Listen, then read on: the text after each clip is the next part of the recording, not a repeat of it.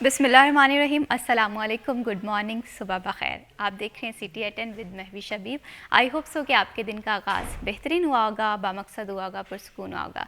साल 2025 जिस तेज़ी से गुजरा है, हम बैठे आज ये सोच रहे हैं कि साल 2025 में क्या टारगेट्स थे, क्या अचीव किया, क्या हासिल किया, क्या खोया। ये तमाम तर सवालात आपके जहन में भी होंगे।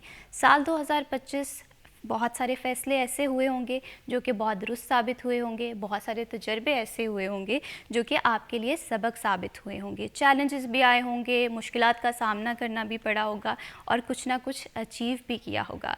अब इस उम्मीद के साथ हम 31 दिसंबर वाले दिन में खड़े हैं और सोच रहे हैं साल 2026 कैसा रहेगा। हर साल अपने साथ नई उम्मीदें लेकर आता है, नए टारगेट्स होते हैं, नई अचीवमेंट्स होती हैं, लेकिन जब भी आप प्लान करें अपनी ज़िंदगी के हवाले से, उसमें अपने आप को सबसे ज़्यादा तरजीह पे रखिएगा। अपने फ़ैसले, अपनी गलतियों से लाजमी सीखिएगा। आज के प्रोग्राम में जी हम ये भी देखेंगे कि फैसलाबाद के लिए साल 2025 कैसा रहा, क्रिमिनल एक्टिविटीज़ का क्या रिकॉर्ड रहा, कौन से ऑफेंसेस में कमी आई, और इसके साथ साथ डिस्ट्रिक्ट बार एसोसिएशन के इलेक्शन जो हैं आइंदा साल 10 जनवरी 2026 को होने जा रहे हैं। उसमें जो इंतज़ामिया है और दीगर मामलात हैं, कौन कौन से मुश्किलात का सामना रहा, क्या मसाइल अभी भी मौजूद हैं, जो उम्मीदवार हैं वो किस विज़न के तहत अपनी कैंपेन जारी रखे हुए हैं, इस पर भी जी बात करेंगे। और इसके साथ साथ सोने का आज का रेट क्या चल रहा है, सब्जियों के भाव किस तरह से देखे जा रहे हैं, और आपकी सालगिरह, आपकी सेलिब्रेशंस हमारे लिए बड़ी इंपॉर्टेंट होती हैं। यही वजह होती है कि हम आपके इवेंट्स को सिटी एट 10 में शामिल करते हैं। मौसम का हाल अहवाल जानना बहुत ज़्यादा ज़रूरी होता है। मैं अक्सर कहती हूँ कि हमारे दिन की सारी प्लानिंग जो है वो डिपेंड कर रही होती है आज के मौसम के हवाले से, क्योंकि हमारा मूड, हमारी तबीयत, हमारे जितने भी दीगर मामलात हैं वो मौसम के साथ कनेक्टेड होते हैं। तो देखते हैं कि आज का मौसम कैसा रहेगा हमारे टुडेज़ वेदर के सेगमेंट में।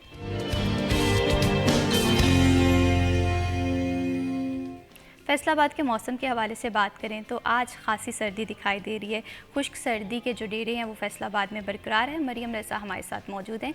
जी मरियम, बताइएगा कि वेदर के हवाले से क्या अपडेट्स हैं। जी बिल्कुल, शहर फैसलाबाद के मौसम के हवाले से बात करें तो शहर में आज सर्दी की शिद्दत जो है वो बढ़ती दिखाई दे रही है। फैसलाबाद में धुंध के डेरे हैं और इसके साथ साथ फ़िज़ाई आलूदगी जो है वो भी ज़ोर पकड़ती दिखाई देती है। शहर फैसलाबाद में इस वक्त सर्द हवाओं का राज है और बादलों ने सूरज को अपनी ओर में छुपा लिया है, जिसकी वजह से सर्दी की शिद्दत जो है वो ज़्यादा महसूस की जा रही है। दर्जा हरारत के हवाले से बात करें तो फैसलाबाद में आज कम से कम दर्जा हरारत 10 डिग्री सेंटीग्रेड रिकॉर्ड किया गया है, जबकि ज़्यादा से ज़्यादा 17 डिग्री आने का इम्कान है, जो भी कम है। और रात के औकात में ख़ास तौर पर और सुबह सवेरे फजर के वक्त में फैसलाबाद का जो मौसम है वो इंतहाई सर्द होता है। दर्जा हरारत में ख़ासी कमी जो है वो भी महसूस की जाती है। इस वक्त हवा में नमी का तनासुब जो है वो 90% है, जबकि हवाएं 6 किलोमीटर फ़ी घंटा की रफ्तार से चल रही हैं।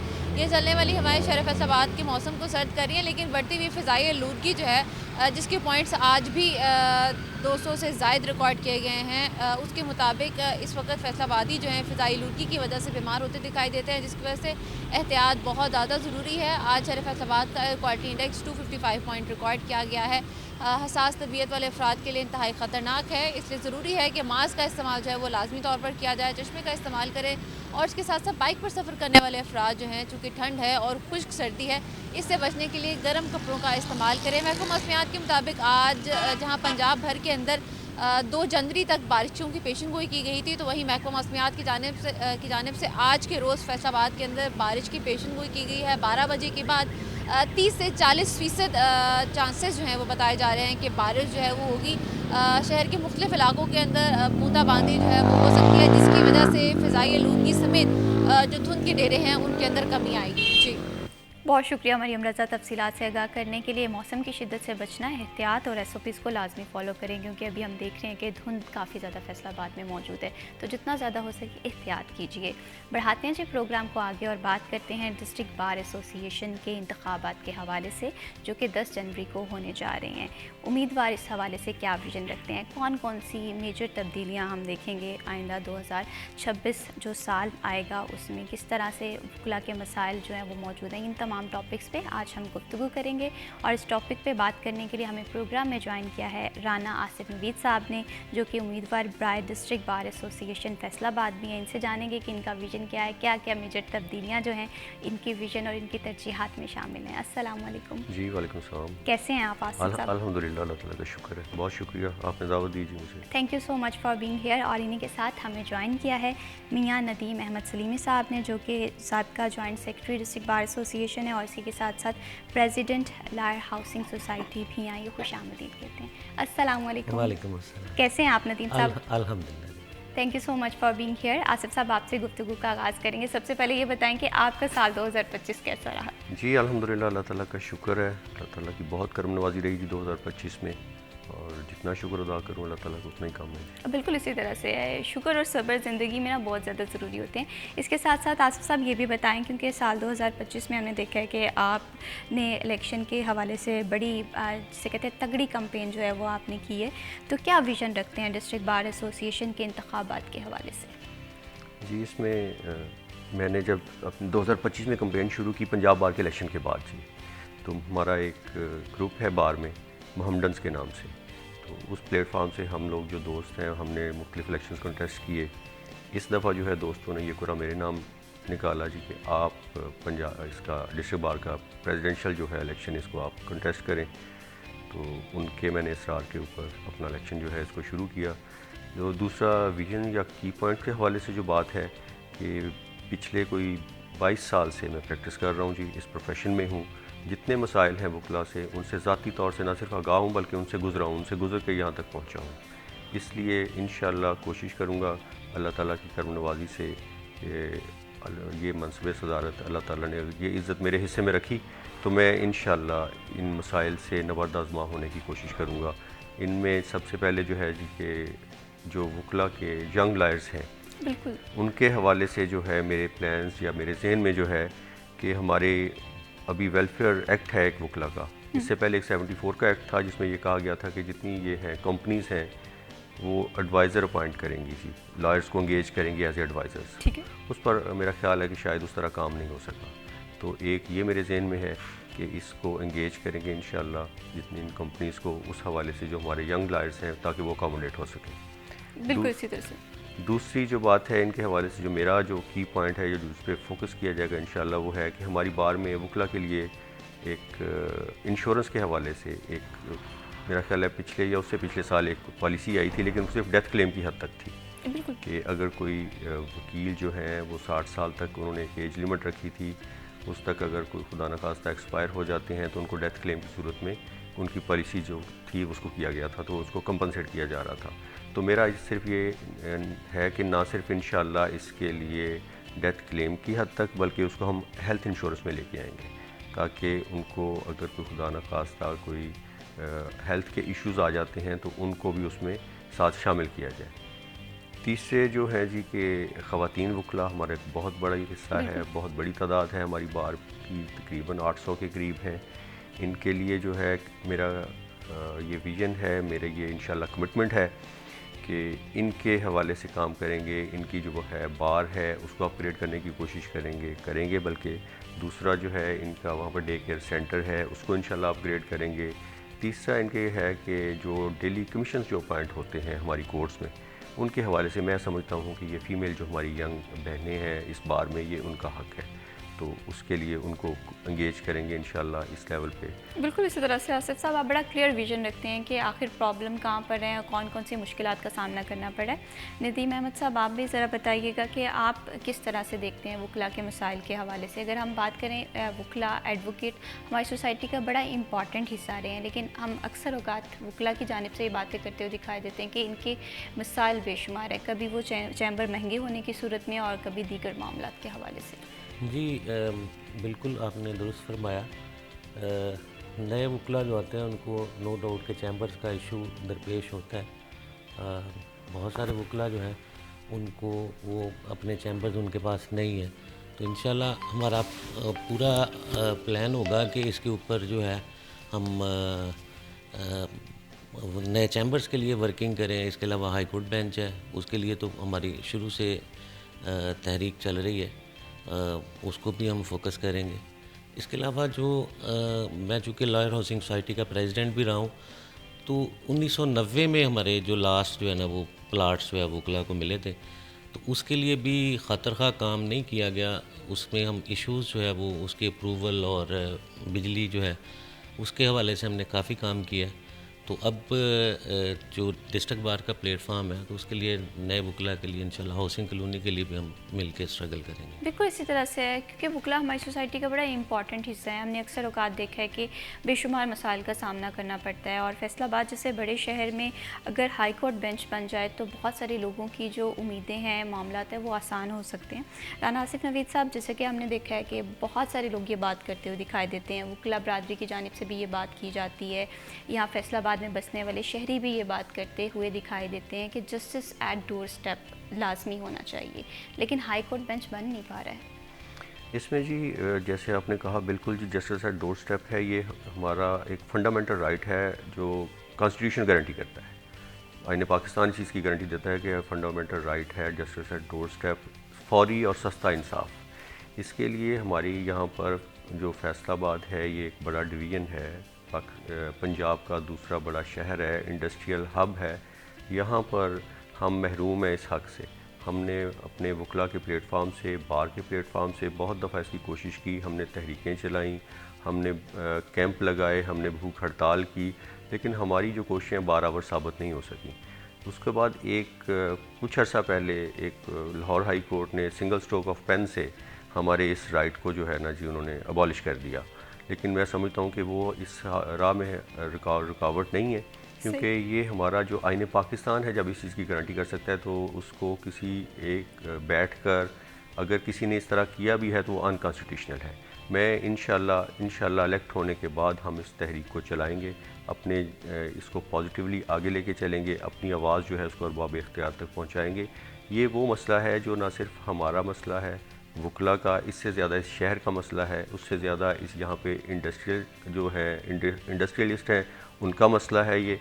तो इसके लिए हम इंशाल्लाह मिल के आवाज़ उठाएंगे, कोशिश करेंगे, और अल्लाह ताला से उम्मीद रखता हूँ कि हम इसमें कामयाब हों। बिल्कुल इसी तरह से पॉजिटिव उम्मीद रखना बहुत ज़्यादा ज़रूरी होता है। मैं आपसे भी लाजमी जानूँगी नदीम अहमद सलीमी साहब के हाई कोर्ट की बेंच की यहाँ पर अदम मौजूदगी शहरियों को किन किन मुश्किलात में डाल रही है, क्योंकि हम देखते हैं कि एक बड़ा शहर है, यहाँ पर बिज़नेस कम्युनिटी भी है, यहाँ के दीगर मामला जो हैं वो भी शहरियों को उस वजह से सफ़र करना पड़ता है। आप देख रहे हैं सिटी एट 10 और प्रोग्राम में जी हम बात कर रहे हैं वकला के मसाइल के हवाले से। एडवोकेसी किसी भी सोसाइटी के लिए बड़ी ज़रूरी होती है, और एक अच्छी एडवोकेसी तब होती है जब वकला जो हैं वो तमाम तर मुश्किलात से आज़ाद हों। आसिफ साहब, जैसे कि हम ब्रेक पे जाने से पहले बात कर रहे थे वकला के मसाइल के हवाले से, चैम्बर्स पे मैं ज़रूर आपसे बात करूँगी, लेकिन यहाँ पर नदीम अहमद सलीमी साहब, सबसे पहले मैं आपसे ये जानना चाहती हूँ कि जैसे भी हम ब्रेक पे जाने से पहले हाई कोर्ट बेंच के हवाले से बात कर रहे थे, यहाँ पर हाई कोर्ट बेंच का ना होना आवाम के लिए और एडवोकेट्स के लिए कितनी मुश्किलात का सबब बन रहा है? अच्छा, इसमें सबसे जो अहम इशू है, जो बर्डन है वो अल्टीमेटली अवाम पे आता है। एक तो स्पीडी इंसाफ नहीं मिलता, दूसरा इंसाफ बहुत महंगा होता है। जब यहाँ से उन्होंने लॉयर एंगेज करके हाई कोर्ट में अपेयर होना है और या वहाँ से करना है, तो दोनों सूरतों में वहाँ से जब एंगेज करते हैं तो वो एक अलहदा से उसके इश्यूज़ होते हैं। जब यहाँ से करते हैं तो डेफिनेटली ट्रैवलिंग के एक्सपेंसेस, और आजकल के जैसा धुंध के दिनों में तो ट्रैवलिंग भी बड़ी मुश्किल होती है, तो एक दिन पहले जाके वहाँ पे स्टे की कॉस्ट, ये सारी चीज़ें जो अल्टीमेटली अवाम के ऊपर बर्डन होता है। और बहुत सारे मतलब केसेस ऐसे होते हैं जिसमें अवाम अपील भी करना चाहती है और आगे से रिलीफ भी मुमकिन होता है, लेकिन वो इस वजह से नहीं जा पाते कि कॉस्ट है और ट्रैवलिंग और बाकी चीज़ें। वकला का सारा दिन का जो है वो शेड्यूल डिस्टर्ब हो जाता है। अगर आप सारा दिन जाते हैं तो यहाँ की पेंडेंसी बढ़ती है। जो दूर दराज से आए होते हैं दोस्त, जो क्लाइंट्स होते हैं, वो डिस्टर्ब होते हैं। तो फैसलाबाद के अलावा फैसलाबाद डिवीज़न जो है वो अहमदपुर सियाल से शुरू होती है। तो अहमदपुर सियाल से अगर किसी क्लाइंट को लाहौर जाना पड़े तो उसके लिए 3-4 घंटे आप और ऐड कर सकते हैं। तो ये बहुत बड़े मसाइल हैं, स्पीडी इंसाफ नहीं मिल सकता। अगर केस अर्जर्न हो जाता है तो फिर एक और हेयरिंग की जो है वो कॉस्ट उसके ऊपर आती है। तो ये सारी चीज़ें जो है वो पब्लिक को अल्टीमेटली फील्ड जो फेस करनी पड़ती हैं, लॉयर को फेस करनी पड़ती हैं।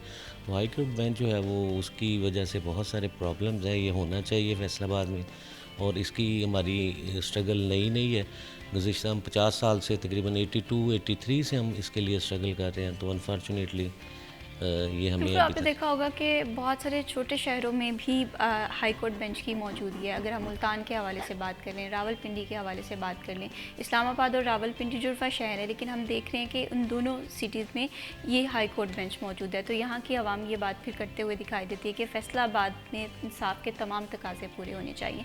आसिफ साहब, जैसे कि बात कर रहे थे यंगस्टर्स के हवाले से, क्योंकि यंगस्टर्स किसी भी डिपार्टमेंट का बड़ा कीमती असासा होते हैं। अगर एडवोकेसी के हवाले से बात करें, वकला के हवाले से बात करें, तो महंगे चैम्बर्स जो हैं वो यंग वकला का बड़ा मसला रहा है। इस चीज़ को आप किस तरह से देखते हैं? जी, ये बात बिल्कुल दुरुस्त है कि सबसे पहले जो वकील हजरात जब इस फील्ड में आते हैं, अपना प्रोफेशन जो है शुरू करते हैं, तो उस वक्त सबसे पहले तो उन्होंने किसी ज़ाहिर है किसी सीनियर के साथ अपनी अप्रेंटिसशिप के लिए शुरू करना है। उसके बाद जब वो अपनी इंडिपेंडेंटली आते हैं कि हम अपना इंडिपेंडेंटली अपनी प्रैक्टिस शुरू कर सकें, तो इतने वसाइल उनके पास नहीं होते कि वो अपना चैम्बर जो है ख़रीद के उसको अपनी प्रैक्टिस शुरू कर सकें। इसके लिए सबसे पहला जो है कि बार के लेवल पे कोशिश की जाती है गवर्नमेंट ऑफ पंजाब से मदद की कि आप हमें कुछ ज़मीन दे दें, क्योंकि अलॉटमेंट जो है गवर्नमेंट ऑफ पंजाब ने करनी है। वहाँ से अगर वो उनकी रिक्वेस्ट को एक्सीड कर जाते हैं तो फिर बार जो है वहाँ पर चैम्बर्स की तमीर करके उनको जो है चैम्बर्स जो है अलॉट करती है।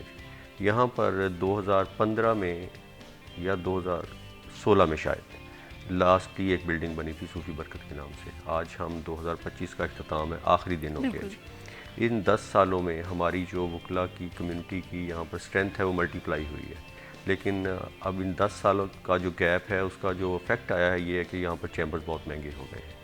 आम वकील ये अफोर्ड ही नहीं कर सकता, और स्पेशली जो यंग लॉयर है वो आते साथ ही एक चैम्बर ख़रीद के अपनी प्रैक्टिस शुरू कर सके। तो इसके लिए कोशिश की जाती है। मेरा ख्याल पिछली इंतज़ामिया ने भी यकीनन कोशिश की होगी, और इंशाल्लाह हम भी अब मुंतखब होने के बाद सबसे पहले प्रायोरिटी में रखेंगे कि गवर्नमेंट ऑफ पंजाब के साथ अपना ये मुतालबा रखेंगे कि हमें यहाँ पर जो है जगह मुख्तस की जाए, ताकि हम यहाँ चैम्बर, ये वक्त की ज़रूरत है, ये यंग लॉयर्स की ज़रूरत है, ये जितनी स्ट्रेंथ बढ़ चुकी है उसको अकोमोडेट करने के लिए ज़रूरत आपने है। ये भी देखा होगा कि बहुत सारा यंग टैलेंट सिर्फ और सिर्फ इस वजह से वेस्ट हो रहा है। जब भी वो अपनी डिग्री कंप्लीट करने के बाद, पास आउट होने के बाद आते हैं फील्ड में, तो वो सबसे पहले ये नोटिस करते हैं कि हम इतना अफोर्ड नहीं कर पा रहे हैं। तो इस वजह से अगर हम फैसलाबाद के यंग टैलेंट को, वो in the terms of advocate हैं, वो कोई भी फील्ड है, संभाल कर रखने के लिए अच्छे इनिशिएटिव्स की बहुत ज़रूरत होती है। जी बिल्कुल, आपने दुरुस्त कहा। इसके लिए मैंने जैसे पहले गुजारिश की कि मेरी इंशाल्लाह कोशिश होगी कि जैसे मैंने आपको पहले इसमें कहा है कि जो कंपनीज़ के हवाले से ये एक्ट मौजूद है, लॉ मौजूद है कि उन्होंने एडवाइज़र इंगेज करने हैं। ये हमारी लीगल फ्रेटर्निटी से उन्होंने एडवाइज़र जो है उनको इंगेज करना है, तो उसके लिए कोशिश करेंगे इंशाल्लाह बार लेवल के ऊपर, ताकि हमारे जो लॉयर्स हैं, यंग लॉयर्स हैं, वो अकोमोडेट हो सकें। उसके बाद जैसे ये प्रोफेशन ऐसा है कि आपने जब ये प्रोफेशन ज्वाइन कर लिया, आपके ऊपर एक पूरी आपके वालिदैन ने इन्वेस्टमेंट की होती है, यहाँ तक लेके आते हैं, लेकिन आते साथ ही आप अर्निंग हैंड पे नहीं जाते। आपको एक अरसा चाहिए होता है अर्निंग हैंड पे जाने के लिए। तो उसके लिए बार लेवल पे इंशाल्लाह हम कोशिश करेंगे कि वो जो दरमियान का अरसा है उनको अकोमोडेट किया जा सके। अब अकोमोडेट किस तरह करना है, बार के पास इतने ज़ाती फ़ंड्स तो नहीं होते कि हर वकील को अकोमोडेट किया जा सके। तो उसके लिए जो मेरा प्लान ये है कि यहाँ पर इंगेज करके उनकी एडवाइज़रीज़ के हवाले से, जो कि लॉ आपको प्रोवाइड करता है लेकिन उस पर कोई काम नहीं हुआ, इस हवाले से हम करेंगे, इंशाल्लाह करेंगे। इंगेज करके जो अथॉरिटीज़ हैं उनको इंगेज करेंगे और इनको अकोमोडेट करेंगे। दूसरा जो चैम्बर्स के हवाले से है, ये इनकी स्काई राइज जो प्राइस है, सिर्फ यही वजह है कि ये गैप बहुत आ जाता है। एक बिल्डिंग बनने से अगर अगली बिल्डिंग बनने में 10 साल लग जाएंगे, जिसके दरमियान आपका कोई 1000-1200 कम अज़ कम वकील जो है नया रजिस्टर्ड हो जाएगा, तो उसके लिए जो है कीमतें आसमान पे चली जाती हैं। बिल्कुल इसी तरह से आसिफ साहब एक दूसरा भी बड़ा मसला भी है, आपने देखा होगा कि पार्किंग का। वो तो खैर पूरे फैसलाबाद में ये बात हम सुनते आए हैं शहरियों की ज़ुबान से भी कि फैसलाबाद का पार्किंग का मसला जो है वो दिन ब दिन बड़ा संजीदा होता जा रहा है। तो सेम एडवोकेट्स भी ये बात करते हुए दिखाई देते हैं। ये मसला कब हल होगा? जी, ये वाक़ई एक दरीना मसला है। जैसे आपने कहा, ये सिर्फ़ वकला का नहीं, जैसे पूरे इसका शहर का मसला है। लेकिन हम वकला के हवाले तक अब अगर अपने आप को इस हद तक कर्टेल कर लें, तो हमारे लिए पार्किंग के मसाइल जो हैं, शायद क्योंकि हमने आके अपनी सबसे पहले जो बंदा आता है ना, जो उसको पार्किंग से वकील को नहीं मिलेगी, वो सारा अपने घूमता रहेगा इर्द-गिर्द, तो उसका टाइम स्पेंड हो के वो टाइमली पहुँच नहीं सकता। उसके लिए एक तो हैं जी कि जिस तरह हमारे इस शहर में एक दो तजर्बे हुए हैं कि उसका कोई मल्टी स्टोरी अगर कोई प्लाज़ा बन जाए, जिसके लिए इनको, ताकि वकला की पार्किंग जो है उसको स्केयर किया जा सके, उसके हवाले से भी इंशाल्लाह काम करेंगे। ये मसला बहुत दरीना है, इस पे बहुत सारे लोगों ने इसको बतौर स्लोगन लिया है, बतौर नारा लिया है, लेकिन शायद उस तरह काम नहीं हो सका। तो इंशाल्लाह कोशिश करेंगे कि इस पार्किंग प्लाज़ा के तरफ जाएं, क्योंकि जिस तरह बढ़ रही है वकला की तादाद बढ़ रही है, तो इसके लिए ज़रूरी है कि इसको मल्टी स्टोरी एक प्लाज़ा की शक्ल दी जाए, ताकि आसानी से वहाँ पर पार्किंग के मसाइल जो हैं, ना सिर्फ वकला के बल्कि जो वहाँ पर आने वाले जो लिटिगेंट्स हैं, वो भी अगर किसी, ज़ाहिर है हमारे जो लिटिगेंट्स आते हैं, कचहरी में आते हैं, उनके लिए भी पार्किंग का उतना ही मसला है। तो इसको हल करने के लिए इंशाल्लाह आगे बढ़ेंगे, कोशिश करेंगे अपनी पूरी कि एक पार्किंग प्लाज़ा को जो है उसको खड़ा किया जा सके, ताकि इस मसले को किसी हद तक सॉल्व किया जा सके। बिल्कुल इसी तरह से ज़्यादा आसानियाँ अगर होंगी तो हम देखेंगे कि इंसाफ जो है उसकी फरहमी तेज़ और सादा और अच्छे तरीके से होगी। नदीम साहब, आपसे मैं जैसे कि जानना चाह रही हूँ कि हम बात कर रहे हैं यंगस्टर्स के हवाले से। यंगस्टर्स के हवाले से बात करें तो सीनियर और एक यंग वकला के दरमियान एक गैप नज़र आता है। आपने देखा होगा कि यंगस्टर्स ये बात करते हुए दिखाई देते हैं कि हमें रिफ्रेशर सेशंस उस तरह से नहीं कराए जाते। तो क्या आप भी इस कमी को महसूस करते हैं अगर हम फैसलाबाद के हवाले से बात करें? जी, ये हमारी जो सबसे पहली चीज़ होती है जब हम प्रैक्टिकल फील्ड में आते हैं। थ्योरीज़ तो हमने पढ़ रखी होती हैं, लॉ पढ़ रखा होता है। जब प्रैक्टिकल फील्ड में आते हैं तो बिल्कुल इंटायरली डिफरेंट होता है। तो इसीलिए हमें किसी न किसी सीनियर के साथ अप्रेंटिसशिप जो है वो 6 महीने, साल, 2 साल करनी पड़ती है, ताकि हम जो है वो चीज़ों को सीख सकें। चूँकि राना साहब, हमारी कोशिश ये है कि अल्लाह ताला इनको इज़्ज़त दे, तो ये मैं समझता हूँ कि ये एक तो खुद से जो है वो प्रैक्टिसिंग लॉयर हैं। दूसरा, ये जो ट्रेनिंग सेशन है, आपने बहुत इम्पॉर्टेंट बात की है। अगर ये मुख्तलिफ और ये regular basis, not in this tenure, ये इसकी कोई ऐसी पॉलिसी होनी चाहिए कि ये मुसलसल ट्रेनिंग सेशंस चलते रहें। तो लीगल एथिक्स के साथ साथ बहुत सारी चीज़ें जो है वो लॉ नॉलेज और बाकी प्रैक्टिकल चीज़ें जो है वो उसमें लॉयर्स को आगे बढ़ने का मौका मिलेगा। और एक और चीज़ जो अभी हम डिस्कस कर चुके हैं, हाई कोर्ट बेंच। अगर हाई कोर्ट बेंच यहाँ पे हो तो डेफिनेटली उसकी अपीयरेंस और उसके बंदा जो लर्निंग करता है, तो आपने देखा होगा फैसलाबाद में एडवोकेट सुप्रीम कोर्ट जो है वो बहुत कम है। उसकी सबसे बड़ी वजह यहाँ पे हाई कोर्ट बेंच का ना होना है। अगर यहाँ पे अपीयरेंस हो, प्रैक्टिकल ट्रेनिंग हो हाई कोर्ट में, आपके अपीयरेंस के नंबर्स पूरे हों, जजेस को कैपेबिलिटीज़ जो है वो पता हो, एबिलिटीज़ ऑफ लॉयर्स, तो वो सुप्रीम कोर्ट में भी हमारा नंबर बढ़े। तो वो भी एक ट्रेनिंग के लिए हमारा एक अच्छा प्लेटफॉर्म है। अनफॉर्चुनेटली वो हमारे पास नहीं है, लेकिन ये जो ट्रेनिंग सेशन है ये बड़ा इम्पोर्टेंट है। मैं समझता हूँ यंग लॉयर्स के साथ साथ ये जो हमारे प्रैक्टिसिंग लॉयर्स हैं जिनकी 10-10, 20-20 साल स्टैंडिंग होगी है, वो भी बड़ी खुशी से पार्टिसिपेट करते हैं। बल्कि आपके इल्म के लिए मैं एक और बात बता दूं, हमारी बार में रेगुलरली जो है वो कुरान क्लास होती है। सही, दैट्स रियली अमेजिंग। तो वो उसमें हमारे बहुत सारे सीनियर वकला भी रेगुलरली शरीक होते हैं, और उसमें कुरान की जो है तरबियत, तालीम, वो रोज़ाना की बुनियाद पे है। तो ये चीज़ें नो डाउट के लॉ के रिलेटेड भी जो है वो बहुत ज़रूरी है, होनी चाहिए। तो बिल्कुल इसी तरह से एक टीचिंग और एक अगर हम एडवोकेट के हवाले से बात करें तो इनकी ज़िंदगी ऐसी होती है कि हर नए दिन कुछ ना कुछ सीखने को मिलता है। आप देख रहे हैं सिटी एट 10। बढ़ाते हैं जी प्रोग्राम को आगे और बात करते हैं सराफा मार्केट में सोने का रेट आज क्या चल रहा है। साल के इख्तिताम पे एक अच्छी खबर ये है कि सोना जो है वो 7,000 रुपये सस्ता आज होता हुआ दिखाई दिया है। आज अगर एक तोला की कीमत के हवाले से बात करें 4,86,700 में जो है ये गोल्ड फ़रोख्त किया जा रहा है। और इसी तरह से 10 ग्राम के हवाले से बात करें तो 4,01,841 में ये 10 ग्राम गोल्ड जो है ये फ़रोख्त किया जा रहा है। मजमूई तौर पे अच्छी खबर है, लेकिन फिर वही बात करेंगे कि अनसर्टेनिटी है, गैर मुस्तकिम सिचुएशन है। बहुत सारे लोग बात ये भी करते हुए दिखाई देते हैं कि आइंदा आने वाले दिनों में सोना मज़ीद महंगा हो सकता है, लेकिन एक अनसर्टेनिटी की सिचुएशन हमें देखने को मिल रही है। इसी तरह से अगर हम यूरो के हवाले से बात करें, करेंसी के रेट के हवाले से बात करें, थ्रू आउट लास्ट 2 मंथ्स जो इस साल के रहे हैं, तो हमने देखा है कि करेंसी के रेट जो हैं वो मुस्तहकम दिखाई दिए हैं। सबसे पहले यूरो की कीमत के हवाले से बात करते हैं। 329.69 में बाय किया जा रहा है और 330.28 में फ़रोख्त किया जा रहा है। और इसी तरह से सऊदी रियाल के हवाले से बात करें 76.67 में बाय किया जा रहा है और 76.89 में फ़रोख्त किया जा रहा है। यूएई दिरहम के हवाले से बात करें 76.26 में बाय किया जा रहा है और 76.4 में फ़रोख्त किया जा रहा है। यूके पाउंड की कीमत हमें आज मुस्तकिम दिखाई दी है। 378.25 में बाय किया जा रहा है और 378.92 में फ़रोख्त किया जा रहा है। यूएस डॉलर 280.5 में बाय किया जा रहा है और 280.55 में फ़रोख्त किया जा रहा है। करेंसी के रेट जो है वो मजमूई तौर पे हम देखते हैं कि मुस्तकिम दिखाई दे रहे हैं, सिर्फ 1 या 2 रुपये के डिफरेंस के साथ। आने वाले दिनों में सोना सस्ता होता है या महंगा होता है, इस हवाले से हम आपको अपडेट करते रहेंगे।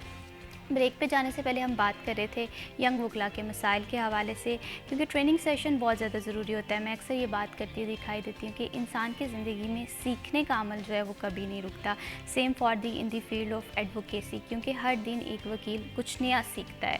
हम देखते हैं कि एडवोकेसी में, कानून में भी कुछ ना कुछ तब्दीलियाँ आ रही होती हैं। तो यंगस्टर्स ये बात करते हुए दिखाई देते हैं कि ट्रेनिंग सेशंस होने चाहिए एक सीनियर एडवोकेट के दरमियान और एक यंग एडवोकेट के दरमियान। जो ताल्लुकात है, एक सीखने के हवाले से गैप उस तरह से मौजूद नहीं होना चाहिए। आसिफ नवीद साहब, आपसे मैं ये जानना चाहती हूँ कि आप इस इशू को किस तरह से देखते हैं, ट्रेनिंग सेशंस के हवाले से इस ज़रूरत को किस तरह से महसूस करते हैं, ये चीज़ आपकी तरजीहात में कितनी इम्पॉर्टेंट है? जी बिल्कुल, जैसे आपने कहा है कि रोज़ नई कवानीन बन रहे होते हैं, रोज़ नई तौजीहात आ रही होती हैं उन कवानीन की। उस हवाले से जो हमारे सीनियर्स हैं बार के हवाले से, उनकी ये ज़िम्मेदारी बनती है कि वो अपने जूनियर्स को इस हवाले से गाइड करें। तो ये इसका बार का प्लेटफॉर्म जो है वो सबसे बेहतरीन जगह है जहाँ पर बैठकर जो अपने नॉलेज से, अपने तजर्बे से, अपने जो यंगस्टर्स हैं उनको इस्तिफ़ादा किया जा सकता है उनसे। तो बार इंशाल्लाह एक प्लेटफॉर्म मुहैया करती है और करेगी। और अपने जो सीनियर्स हैं उनको हम इंगेज करेंगे कि वो अपने जूनियर्स जो हैं, हमारे यंगस्टर्स जो हैं, उनको वहाँ पर उस प्लेटफॉर्म पर आएँ और उनके तजर्बे से फ़ायदा लें, उनके इल्म से फ़ायदा लें। इसमें कुछ हमारे सीनियर्स की जो होती है प्रोफेशनल एंगेजमेंट जो होती है, वक्त की कमी जो होती है वो आड़े आती है कि चूँकि उनके क्लाइंट्स होते हैं, उनकी प्रोफेशनल एंगेजमेंट्स होती हैं, तो उस हवाले से वो वक्त नहीं दे पाते। लेकिन दूसरी बात ये भी है कि शायद इसको बार लेवल पे भी उस तरह एंगेज नहीं किया जाता या कोशिश नहीं की जाती। तो ये जब भी कोई प्रोफेशनल लॉयर्स आगे आएंगे, बार के रिप्रेजेंटेटिव बनेंगे, तो ये उनकी प्रायोरिटी होगी। और इंशाल्लाह मेरी ये ज़रूर, कम अज़ कम मेरी ये ज़रूर प्रायोरिटी होगी कि इस हवाले से जितने सीनियर्स हैं उनको एंगेज किया जा सके, उनको एंगेज करूं, उनको रिक्वेस्ट करूं कि आप अपने कीमती वक्त में से कुछ वक्त निकालें। और वो बड़े फ़याज़ी से वक्त निकालते हैं। सिर्फ एंगेज करने की बात है, अदरवाइज़ हमारे जो सीनियर्स हैं बड़े इस हवाले से बड़े फ़याज़ हैं, कभी उनकी तरफ से ये इनकार नहीं आता। लेकिन चूँकि एंगेज नहीं किया जाता तो इसलिए इसका एक प्रॉपर जो है कोई एहतमाम नहीं होता। तो हमारी बार में वैसे एक लेक्चर हॉल मौजूद है। कुछ पंजाब बार ने इस पे काम किया था कि आप लोग इसमें लेक्चर्स दें, यंगस्टर्स के हवाले से उनको एंगेज करें। तो इंशाल्लाह उनको इसको आगे लेके चलेंगे, अपनी खुसूसी काविश करेंगे, अपनी ज़ाती हैसियत में अपनी काविश करेंगे, दोस्तों को एंगेज करेंगे, अपने सीनियर्स को एंगेज करेंगे। और ये ज़रूरी इसलिए भी है कि ये हमारी जो बार के एथिक्स हैं, जब तक सीनियर्स वो आके बैठेंगे नहीं, सीनियर्स उनको बताएंगे नहीं, तो फिर मसाइल पैदा होते हैं। जब हमारा छोटे और बड़े का एहतराम का रिश्ता होने के साथ साथ, ये वकला बरादरी में भी इसके साथ साथ जो है इनके जो लीगल एथिक्स हैं वो अपने बड़ों से सीखते हैं। बिल्कुल। तो ये इंशाल्लाह एक अच्छा प्लेटफॉर्म है अपने जो यंगस्टर्स हैं, अपने जो हैं यंग फेलोज़ हैं उनके लिए एक अच्छा प्लेटफॉर्म, एक अच्छी इन्वायरमेंट इस हवाले से इंशाल्लाह मुहैया करेंगे। बिल्कुल आसिफ साहब, आपने देखा होगा कि एक बड़ा अहम और पुराना मसला ये भी है, जो कि सालिन भी अक्सर ये बात करते दिखाई देते हैं, कि जो डिस्पेंसरी है वो अपग्रेड नहीं है। तो ये चीज़ भी मुझे लगता है कि तरजीहात में लाजमी शामिल होनी चाहिए, क्योंकि वहाँ पर वकला हजरात तो मौजूद होते ही होते हैं, लेकिन बहुत सारे लोग साइलिन भी वहाँ पर आ रहे होते हैं। खुदा न खास्ता कोई ऐसा वाक़या हो जाए तो एट दी एंड वहाँ पर डिस्पेंसरी जो है इसका फॉल होना बहुत ज़रूरी है। जी बिल्कुल, हमारा जो वहाँ पर एक डिस्पेंसरी है मौजूद तो है, लेकिन उस तरह फ़ाल नहीं है ना, वहाँ पर उसका में जो है स्टाफ की कमी है, वहाँ पर उसके हवाले से जो फौरी जिसको आप कह रहे हैं मेडिकल एड के जो होनी चाहिए फैसिलिटीज़ वो ना होने के बराबर हैं। और हमारी दिन के वक्त ना सिर्फ वकला बल्कि आम साइलिन वहाँ पर एक की उतनी तादाद ज़रूर होती है जितनी एक बड़े कस्बे में होती है। तो उस हवाले से इसको अपग्रेड करने की बहुत ज़रूरत है। इस हवाले से इंशाल्लाह ये मेरी बिल्कुल प्रायोरिटी में शामिल है कि जो कंसर्न ऑफिशियल्स हैं, कंसर्न डिपार्टमेंट्स जो हैं उसको एंगेज करके, ताकि यहाँ पर कम से कम दिन के औकात में ज़रूर जो है एक मेडिकल स्टाफ वो है वो अवेलेबल हो। वहाँ पर जो है उनके लिए जो मेडिसिन की फैसिलिटी है वो अवेलेबल हो, ताकि खुदा न खास्ता अगर किसी को ज़रूरत पेश आए तो बर वक्त जो है उसको तिब्बी इमदाद जो है मुहैया की जा सके। बिल्कुल इसी तरह से ये छोटे छोटे से इनिशिएटिव्स होते हैं जो कि किसी भी इंतज़ामिया के विज़न को रिप्रेजेंट कर रहे होते हैं, और वकला हमेशा से बड़े इंपॉर्टेंट रहे हैं। यहाँ पर मैं आपसे जानना चाहती हूँ नदीम अहमद साहब के, जैसे भी हम बात कर रहे थे इलेक्शन कैंपेन के हवाले से, तो महज 10 दिन रह गए हैं। तो ये 10 दिन बड़े इम्पॉर्टेंट होते हैं। वो लोग जो कि इस कैंपेन में एज अ कैंडिडेट मौजूद होते हैं और वो लोग जो कि वोट कास्ट कर रहे होते हैं। तो एक अच्छी कैंपेन आपकी नज़र में क्या होती है? देखिए, हमारा जो इलेक्शन है वो चूँकि हर साल हमारी बार की रवायत भी है और रिक्वायरमेंट भी है। लीगली जो है वो हमारी वकला जो है वो बहुत ज़्यादा ट्रेंड होते हैं, चूँकि इलेक्शन हर साल एक एक्सरसाइज होनी होती है। तो उसमें जो मुख्तलिफ हमारे तरीके होते हैं, उसमें सबसे बड़ा जो शेयर होता है वो तो कैंडिडेट का होता है। वो 60-70% तो कैंडिडेट खुद इलेक्शन लड़ रहा होता है। लेकिन एक चीज़ जो है वो पॉइंट आउट करना चाहूँगा, हमारा अनफॉर्चुनेटली बार का इलेक्शन काफ़ी कॉस्टली हो गया है। इसमें एटलीस्ट को 3-4 MNA MPA के हल्के आप ये समझ लें कि उसके बराबर इलेक्शन चला जाता है। तो पूरा शहर इन्वॉल्व हो जाता है इस इलेक्शन में। प्रोफेशनल लॉयर्स पहली बात तो ये कि होना चाहिए, ये हमारी मसाइल को बड़े अच्छे तरीके से समझते हैं।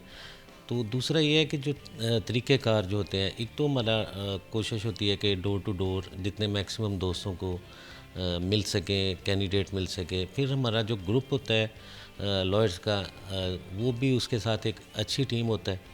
वो इंडिपेंडेंटली भी जो है वो दोस्तों को इस हवाले से कन्विंसिंग कर रहे होते हैं, कैंडिडेट्स के साथ भी मिल रहे होते हैं। फिर हमारी कोई कॉर्नर मीटिंग्स भी हो रही होती हैं।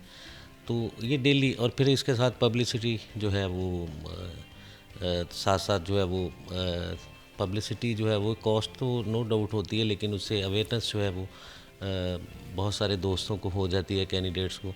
अब फैसलाबाद बार जो है पाकिस्तान की तीसरी सबसे बड़ी बार है। तो एक इलेक्शन में इंडिपेंडेंटली 1 to 1 टच करना बड़ा मुश्किल काम होता है। तो उसके लिए फिर जो टीम्स होती हैं दोस्तों की, वो साथ साथ जो है वो करती हैं। फिर इलेक्शन का एनालिसिस भी होते हैं, और दोस्त जो है वो डेली डिस्कशंस आपस में करके फिर ग्रुप्स जो है वो डिसाइड करते हैं। तो ये सारी चीज़ें जो है एक इलेक्शन कैंपेन को बड़ा खूबसूरत बना देती हैं। तो कोशिश होती है कि जो भी डिसीजन हो बार का, वो अच्छा डिसीजन हो और बार की और वकला की वेलफेयर के लिए हो। और इसमें एक चीज़ जो है वो मैं मेजरली एड्रेस करना चाहती हूँ कि ये जो बरादरी सिस्टम है ना, ये नहीं होना चाहिए। एक फेयर तरीके से, एक शफाफ तरीके से, कि आप देखें कि कौन सा जो कैंडिडेट है वो एक विजन के तहत आ रहा है। आप देख रहे हैं CTI10 और प्रोग्राम में जी हम बात कर रहे हैं डिस्ट्रिक्ट बार एसोसिएशन के इंतखाबात के हवाले से जो कि 10 जनवरी को होने जा रहे हैं। यहाँ पर आसिफ साहब, जैसे कि हम बात कर रहे थे एक आइडियल कैंपेन के हवाले से, ब्रेक के दौरान भी और ब्रेक पे जाने से पहले भी, तो वकील जो हैं जब वोट कास्ट करेंगे 10 को, तो उन्हें किन बातों का ख्याल रखना चाहिए? और अगर हम ये 10 दिनों के हवाले से बात करें, मुझे लगता है कि ये मेजर टाइम फ्रेम होता है आपकी कैंपेन के हवाले से भी, और जो वकील हैं उन्हें ये सोचने के हवाले से भी कि वो किसे इलेक्ट करेंगे। जी बिल्कुल, दुरुस्त कहा आपने, ये जो अब बिल्कुल कैंपेन जो है अपने आखिरी मराहिल में है। अपने दोस्तों को जिस हद तक लोग इंगेज कर सकते हैं, बशमूल मेरे, वो करने की कोशिश कर रहे हैं कि ताकि उनको अपने साथ इंगेज कर सकें, अपने साथ खड़ा कर सकें। उसमें जो है सही। इस हवाले से अगर हम बात करें तो मैंने जैसे पहले गुजारिश की कि प्रोफेशनलिज्म की पॉइंट है और ये होना भी चाहिए। बार का रिप्रेजेंटेटिव होने के लिए ज़रूरी है कि प्रोफेशनल हो बंदा। दूसरी बात यह है कि बंद देखना है, बार ने देखना है, सबकी कैंडिडेचर बार के सामने है। बार ने देखना है कि कौन बंदा हमारे लिए हम बहुत बतौर बेहतर रिप्रेजेंटेटिव काम कर सकता है, हमारे मसाइल को एड्रेस कर सकता है, हमारी आवाज़ को आगे लेके जा सकता है। तो उसके हवाले से बार ने फ़ैसला करना है। ये फ़ैसला बार में ही होना है, ये कहीं किसी सियासी छाप से नहीं होना, ये किसी और जगह पे नहीं होना। ये फ़ैसला जो है ये बार में वकला हज़रात ने करना है। तो इसी को मैं कम अज़ कम मैं ज़ाती तौर पे इसी को आगे लेके जा रहा हूँ। दूसरे कैंपेन के हवाले से जो कहा है कि कैंपेन जो है ना, हमारे सारे दोस्त जो हैं वो कचहरी प्रेमिसेस में मौजूद होते हैं, इसलिए मैंने कम अज़ कम मैंने अपनी कैंपेन को वहीं तक रखा हुआ है। मुझे ना आपको पूरे शहर में मेरा कहीं बिलबोर्ड नज़र आएगा, ना कहीं दूसरी मेरी जो है कि बड़े बड़े जिस तरह के सियासी जब जनरल इलेक्शंस होते हैं तो आपको पूरे शहर में नज़र आते हैं जी, या किसी तरह को वकला के इलेक्शन में और काउंसलर के इलेक्शन में फ़र्क होता है। पढ़ी लिखी कम्युनिटी है हमारी, हमने अपने कोई ज़ाती तशहीर की बजाय हमने प्रोफेशनलिज्म को फ़रोग़ देना है। और ज़ातियात के हवाले से जितना जितना अरसा यहाँ पर हो चुका है, कम बार जो बंदा बार के प्रेसिडेंट का इलेक्शन लड़ता है, ज़ाहिर है उसके पीछे उसकी 20-22 साल का कैरियर मौजूद होता है। तो उसके लिए उसको ज़ाती तशहीर की इतनी ज़रूरत नहीं होती। उसने सिर्फ अपना स्लोगन देना है, अपना विजन देना है। बार उसको जानती है, बार उसको बहुत अच्छे तरीके से जानती है। अब यहाँ पर आकर अगर कोई पोज़ करे कि मैं इस तरह हूँ या मैं ये हूँ, तो आपका पूरा कैरियर सामने है बार के, मेरा पूरा कैरियर बार के सामने है। तो इस हवाले से मैं समझता हूँ कि ज़ाती तशहीर की बजाय अपने मकसद को, अपने विजन को आगे लेके जाना है और वो बार के अपने दोस्तों के सामने बार में रखना है। शहर में इसकी पब्लिसिटी की इतनी ज़रूरत ना होती है, ना होनी चाहिए। और बतौर प्रोफेशनल कम अज़ कम हमें मेरे बिल्कुल ये बार भी इसको कंडेम करती है और मैं भी इसी पे हूँ कि मैंने अपने जो वोट हैं हमारे चूँकि कचहरी में है, पढ़ी लिखी कम्यूनिटी है, हमें ये इलेक्शन भी एक शाइस्ता अंदाज से पढ़े लिखे तरीके से, क्योंकि हमारे वोटर जो हैं वो पढ़े लिखे वोटर्स हैं। ये जनरल पॉलिटिक्स नहीं है जहाँ पर आपको कोई अपनी बड़ी बड़ी तस्वीरें लगा के बताना पड़े कि मैं हूँ। तो पढ़े लिखे लोग हैं, पढ़े लिखे महज़ब शाइस्ता अंदाज से सिलेक्शन को लड़ना चाहिए और इसी अंदाज से बिल्कुल विजन आप लोगों का बड़ा मैटर करता है, क्योंकि आवाज़ बनना है और जब एक पर्सन जिसमें ये क़ुव्वत है कि वो आप लोगों के मसाइल को करीब से देख रहा है, समझ रहा है, तो वकला भी उसे ही इलेक्ट करें, ये ज़्यादा बेहतर है। आसिफ साहब, अगर जैसे कि हम बात करें वकला के हवाले से, तो अक्सर ये बात करते हुए दिखाई देते हैं या ये बात होती है सोशल मीडिया पर भी कि जब कोई भी एक पर्सन है वो इक़्तिदार में आ जाता है या इलेक्ट हो जाता है, वो सदर बन जाता है डिस्ट्रिक्ट बार एसोसिएशन का, तो वो अपने किए हुए वादे भूलता हुआ दिखाई देता है। तो इस चीज़ को आप किस तरह से एड्रेस करेंगे? ये इंशाल्लाह अल्लाह ताला ने मुझे इस इज़्ज़त से नवाजा। मैंने अपने दोस्तों के साथ हमेशा कहा है कि मैं वादे नहीं, खिदमत पे यकीन रखता हूँ। इंशाल्लाह जो खिदमत के करेंगे, अल्लाह ताला ने मौका दिया तो ये जितने भी वादे हैं, और ये वादों की तौफीक भी अल्लाह ताला ही पूरी करने की तौफीक भी अल्लाह ताला ही देते हैं। हम इसमें बंदे की कोई ज़ाती नहीं होती। लेकिन मैं यहाँ पर बैठा हुआ इस प्लेटफॉर्म से कम ये यकीन दहानी ज़रूर करवा सकता हूँ कि जितने मैंने आपसे इनके सामने अपने बार के सामने रखे हैं, क्योंकि बार में हमारा ये इस तरह नहीं होता कि आज मिला हूँ और उसके बाद हमारी जो है मुलाकात किसी से कोई 6 माह बाद होगी या कोई 2 माह बाद होगी। हमारा रोज़ का मिलना जुलना है, उसी वहीं पर हमारे जो हैं जो इलेक्ट करने वाले लोग हैं, हमारा जो कहते हैं इलेक्टोरल कॉलेज है, वहीं पे मौजूद है। वहीं पे इलेक्ट होने के बाद हमने भी वहीं पे मौजूद होना है। तो हमारा हिसाब करना तो बहुत आसान है, हमें रोज़ पकड़ के मतलब खड़ा किया जा सकता है। कम से कम मैं अपनी ज़ात की हद तक मैं ये पेश करने के लिए तैयार हूँ कि अपने वादे जो हैं उनको पाया तकमील पहुँचाने के लिए अगर कोशिश जो मेरा फ़र्ज़ है उस तरफ मैं कोशिश करता हुआ अगर नज़र ना आऊँ, तो बार का कोई भी जो मेंबर है मुझे वहाँ पर पकड़ के खड़ा कर सकता है। या आपने हमारे साथ ये वादा किया था, आप उस समत में आगे क्यों बढ़ नहीं रहे, या आज तक आपने क्या किया है। बिल्कुल इसी तरह से एहतसाब बहुत ज़्यादा ज़रूरी भी होता है, और डिस्ट्रिक्ट बार एसोसिएशन में तो वाकई ये बात बिल्कुल आपने ठीक है कि फ़ेस टू फ़ेस रोज़ाना मुलाकात हो रही होती है। मियां नदीम साहब, आपसे मैं ये जानना चाहती हूँ, अगर हम ख़वातीन के हवाले से बात करें तो यंगस्टर्स में मैं देख रही हूँ कि फैसलाबाद में बहुत ज़्यादा तादाद यंग वकला में ख़वातीन की भी है। इनके मसाइल को आप किस तरह से देखते हैं? देखें, ख़वातीन वकला जो है वो नो डाउट वकला तहरीक के बाद बहुत बड़ी तादाद में जो है वो इस प्रोफेशन में आए, और डे बाय डे उनमें इजाफ़ा भी हो रहा है। अभी तकरीबन करंटली को 700-800 के करीब जो है वकला मेंबर्स हैं। जिस तरह आपके इल्म में होगा कि वहाँ पे जो प्रैक्टिसिंग लॉयर्स हैं उनके बच्चों के लिए डे केयर सेंटर जो है वो वहाँ पे मौजूद है, और उसको अपग्रेड करने की नो डाउट गुंजाइश भी है, ज़रूरत भी है। तो ताकि ख़वातीन जिनके साथ बच्चे हैं और वो वहाँ पे प्रैक्टिस के लिए आती है तो उनके लिए कम से कम लुक आफ्टर करने वाला सिस्टम हो।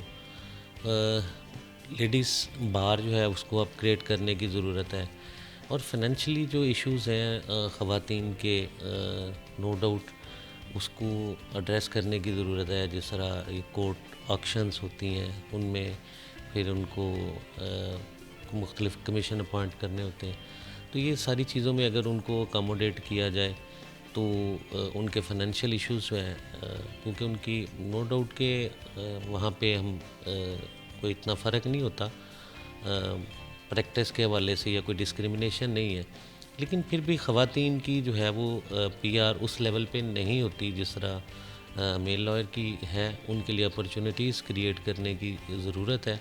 ट्रेनिंग्स के हवाले से भी बहुत ज़्यादा ज़रूरत है ताकि वो लर्निंग जो है वो कर सकें। फिर उनके लिए फ़ील्ड आगे मौजूद है। मैं समझता हूँ कि ऐसी एकेडमी भी होनी चाहिए फैसलाबाद में, जिसमें वो जजेस के लिए जो है वो एटलीस्ट प्रिपरेशन बिल्कुल करके वो आगे सीखने जा के लिए सकें। ट्रेनिंग सेशंस होने चाहिए और आसानी होना बहुत ज़्यादा ज़रूरी है। बहुत शुक्रिया मियां नदीम अहमद सलीमी साहब, आपने प्रोग्राम के लिए वक्त निकाला। बहुत शुक्रिया राना हासिल नवीद साहब। हम उम्मीद करते हैं कि आप जो है आप दूसरों के लिए आसानियाँ लेकर आएँ और आइंदा इंतखाबात में जो विज़न के तहत आप आ रहे हैं अल्लाह ताला आपको कामयाब करे। वकला के हवाले से जी आप बात कर रहे थे, वकला के मसाइल क्या हैं, मुश्किलात क्या हैं, आइंदा इंतखाबात में विज़न किस तरह से होता है।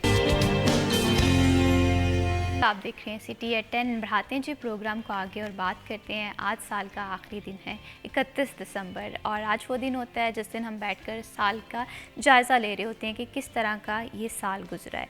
अगर हम क्रिमिनल एक्टिविटीज़ के हवाले से बात करें, पुलिस के रोल के हवाले से बात करें, पुलिस में क्या क्या इस्लाहात आए साल 2025 में, इस हवाले से भी आज के प्रोग्राम में बात करेंगे। क्योंकि आज न्यू ईयर नाइट भी है और हम देखते हैं कि बहुत सारे लोग न्यू ईयर नाइट पे घर से बाहर न्यू ईयर सेलिब्रेट करने के निकलते हैं। क्या चैलेंजेस हैं पुलिस को, उन चैलेंजेस को किस तरह से ओवरकम किया जाएगा, सिक्योरिटी के मामलात को आज किस तरह से देखा जाएगा, इस पे जी हम बात करेंगे। इस टॉपिक पे गुफ्तगू करने के लिए हमें प्रोग्राम में ज्वाइन किया है फुरकान बिलाल साहब ने, एसएसपी ऑपरेशंस फैसलाबाद हैं। आइए खुश आमदीद कहते हैं। अस्सलाम वालेकुम। वालेकुम सलाम। Thank you madam. Thank you so much Furqan साहब फॉर बीइंग हियर। और इन्हीं के साथ हमें ज्वाइन किया है सिटी 41 के क्राइम रिपोर्टर तैयब मकबूल ने। अस्सलाम वालेकुम। वालेकुम सलाम। कैसे हैं तैयब साहब? मैं बिल्कुल ठीक हूँ ma'am. Thank you so much for being here. Thank you. Furqan Bilal साहब, आपसे गुफ्तगू का आगाज़ करेंगे। साल 2025 कैसा रहा, और आज क्योंकि न्यू ईयर नाइट भी है, बहुत सारे लोग तफरीकी घर से भी घर से बाहर निकलेंगे, तो एक बड़ा और अहम मसला हमें देखा है कि फैमिलीज़ जो है इस वजह से काफ़ी ज़्यादा सफ़र कर रही होती हैं। आज सिक्योरिटी के मामला किस तरह से रहेंगे? सबसे पहले तो 2025 का इख्तिताम आपके रिपोर्टर हमारे साथ थे वहाँ पे साहब। आपने देखा होगा कि एक हमारी लाइफ का सबसे बेस्ट डे गुज़रा कि हमने शोदा के साथ, फैमिलीज़ के साथ, उनके बच्चों के साथ इस साल को एंड किया, और उनकी बातों को सुना गया, और हमें एक फीलिंग आई कि कैसे बागैरत और दलेर लोगों के अंदर हम रह रहे हैं। और फैसलाबाद के जो वो बच्चे थे उनके अंदर जो कॉन्फिडेंस था वो देख के एक नया जज्बा सर्विस का हमारे अंदर बहाल हुआ, और उन लोगों को भी एक कॉन्फिडेंस गया, और जितने वो खुश थे देख के तो वो हमारे आंसू नहीं रोक रहे थे। That was the wonderful ending of this year. और जहाँ तक सिक्योरिटी की आपने बात की तो अराउंड हमारे पास आज 126 के करीब जो है वो चर्चिज़ की तकरीबात हैं, उनके ऊपर हमारी डिप्लॉयमेंट होगी 978, और उसके अलावा टोटल 2498 जो हैं हमारी डिप्लॉयमेंट होगी मुख्तलिफ नाकाजात के ऊपर, और मुख्तलिफ जो पॉइंट्स हैं जो कि माजी में चले आ रहे हैं, जहाँ पे गैदरिंग्स या कोई इस तरह की है इश्यूज़ हरासमेंट की, जहाँ पे पुरानी शिकायत रही हैं, उनको देखते मद्देनज़र रखते हुए हमने नाकाबंदी भी की है। और आपके तवज्जुह से I would request the residents of Faisalabad कि खुदारा इस खुशी को गमी में ना बदलें, वन व्हीलिंग से परहेज़ करें, बग़ैर नमूना नंबर प्लेट से परहेज़ करें, और अपनी खुशियों को गमों में तब्दील ना करें। बिल्कुल इसी तरह से है। तो ये मकबूल साहब, न्यू ईयर नाइट के हवाले से बात करें, आपने माजी में भी कवरेजेस की होंगी, तो न्यू ईयर नाइट पे सबसे ज़्यादा खिलाफ वर्जियाँ कौन सी होती हुई दिखाई देती हैं आपको? बहुत शुक्रिया महविश। सबसे पहले तो मैं, जिस तरह आपने सवाल किया था फुरकान साहब से कि 2025 कैसा रहा, तो फुरकान साहब चूँकि अभी रिसेंटली ज्वाइन किया, इन्होंने रिसेंटली पोस्टिंग ज्वाइन की, तो इसका जवाब उनकी तरफ से भी मैं देता हूँ कि 2025 फैसलाबाद पुलिस के लिए और आवाम के लिए जराइम की सूरत हाल के हवाले से बहुत अच्छा रहा। आप यकीन करें, जितना भी हीनियस क्राइम है वो 40 to 60% रिड्यूस हुआ है, डिक्रीज़ हुआ है। पुलिस मुकाबले इस बार पिछले की निस्बत आप समझ लें 50% ज़्यादा हुए हैं। पुलिस ने स्पेयर नहीं किसी को किया। गिरफ्तारी जिसने दी है ठीक है, जिसने ज़रा सी भी आगे से मज़ामत की है या पुलिस पे एक फायर किया तो फिर बचा कोई नहीं वो। सबसे बढ़कर मोटरसाइकिल चोरी और स्नैचिंग, मोबाइल स्नैचिंग, पैसे स्नैचिंग और आपकी बाइक स्नैचिंग, ये बहुत ज़्यादा इशू था फैसलाबाद का। आप रात 10 बजे के बाद घर से निकलते हुए डरते थे कि मैं बाइक पे जा रहा हूँ, मेरा मोबाइल और बाइक पता नहीं वापस आती है कि नहीं आती। और बड़े मामूली पैसों के लिए 2-3 हज़ार के लिए डाकू बंदा कत्ल कर देते थे। अब अल्हम्दुलिल्लाह आप रात 3 बजे भी जाएँ आप ख़ुद को सिक्योर फील करेंगे। अब बड़े इत्मीनान से जो अपने काम करना है बाइक पे जाके करके वापस आ जाते हैं और बाहिफाजत वापस आ जाते हैं। हमारे पिछले साल की निस्बत मुकदमात 8-10 हज़ार कम दर्ज हुए हैं। उसमें क्राइम के तो बहुत कम दर्ज हुए हैं, और जो पुलिस का गुड वर्क था, अब मंशियात के ख़िलाफ़ एक बड़ी भरपूर किस्म की मुहिम चल रही है। इंशाअल्लाह आने वाले चंद माह में फैसलाबाद मंशियात से पाक हो जाएगा। मैं अक्सर आपके प्रोग्राम में कहता हूँ कि जराइम की 2 बहुत बड़ी वजूहात है, एक इलीगल वेपन, दूसरा ये नशा, आइस ख़ास तौर पे। ये ख़त्म हो जाए तो आपका पंजाब क्राइम फ्री हो सकता है। अब बात है न्यू ईयर नाइट की। न्यू ईयर नाइट में कुछ एरियाज़ हैं जिनमें सबसे ज़्यादा जो एक एरिया है कोनूर सिटी, बिल्कुल वहाँ पे हर साल बहुत सारे नौजवान इकट्ठे होते हैं। कुछ साल पहले वहाँ मिसहैप भी हुए, झगड़े भी हुए, वाई फायरिंग भी हुई, लेकिन अब पिछले कई साल से पुलिस ने बड़ा बेहतरीन बंदोबस्त किया हुआ है और इस साल उससे भी ज़्यादा बेहतर बंदोबस्त देखने में आया है। 3000 प्लस नफरी सिर्फ पुलिस की है, उसके साथ वार्डन्स की भी 400 की नफरी है। जो कोनूर सिटी की तरफ जाने वाले रास्ते हैं वो सिर्फ ओपन होंगे, उससे वापस नहीं आ पा सकते ताकि ट्रैफिक ब्लॉक ना हो। इस तरफ से आप आएँ, आगे से बड़े आराम से निकल जाएँ।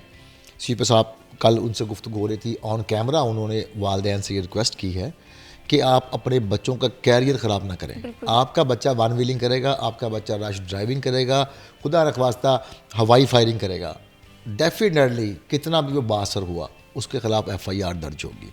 FIR दर्ज होने के बाद अल्टीमेटली फिर उसकी बेल होगी और कार्ड में आएगा, उसका कैरियर ख़राब हो जाएगा। वो किसी भी सरकारी जॉब के लिए और फॉरेन स्टडी के लिए, फॉरेन में जॉब के लिए एलिजिबल नहीं रहेगा। तो ये हमारी भी जिम्मेदारी है कि वो अपने बच्चों को रोकें। पुलिस तो अपना काम करेगी, फिर पुलिस का काम तो अल्टीमेटली कानून के मुताबिक होगा। तो अखलाकी तौर पे अपने बच्चों को रोकें ताकि उनका कैरियर सेफ रहे। बिल्कुल इसी तरह से। तो ये सेलिब्रेशन का भी एक तरीकाकार होता है, आप लोग सेलिब्रेट करें, आप लोग घर से निकलें, अपने फैमिली के साथ डिनर करें, लेकिन दूसरों को तंग ना करें। यहाँ पर फुरकान बिलाल साहब, जैसे कि अभी हम न्यू ईयर के हवाले से ही बात कर रहे थे, फर्दर मैं ये भी जानना चाहती हूँ कि एक तो कम उम्र बच्चे होते हैं, वन व्हीलिंग कर रहे होते हैं, हवाई फायरिंग का भी खदशात होते हैं, जैसे डी ग्राउंड हो गया, कोहिनूर के हवाले से बात करें, ये हाई रिस्क एरियाज़ होते हैं। तो वो लोग जो कि हवाई फायरिंग में मुलविस पाए गए, वन व्हीलिंग करते हुए पाए गए, तो उनके ख़िलाफ़ कौन कौन से मुकदमा दर्ज किए जा सकते हैं, पेनल्टीज़ किस तरह से हो सकती है, इस हवाले से थोड़ा सा बताइए। अच्छा, इसमें हमने कुछ हॉट स्पॉट्स आइडेंटिफाई किए हैं। लास्ट वीक CPO साहब ने एक मीटिंग की, उसके अंदर जो ओल्ड प्रोग्राम थे या जो पिछले साल ऑफिसर्स थे इन डेट्स में, उनसे बातचीत की गई ऑनलाइन। फिर हमने उनसे बातचीत की, उनसे इनपुट ली।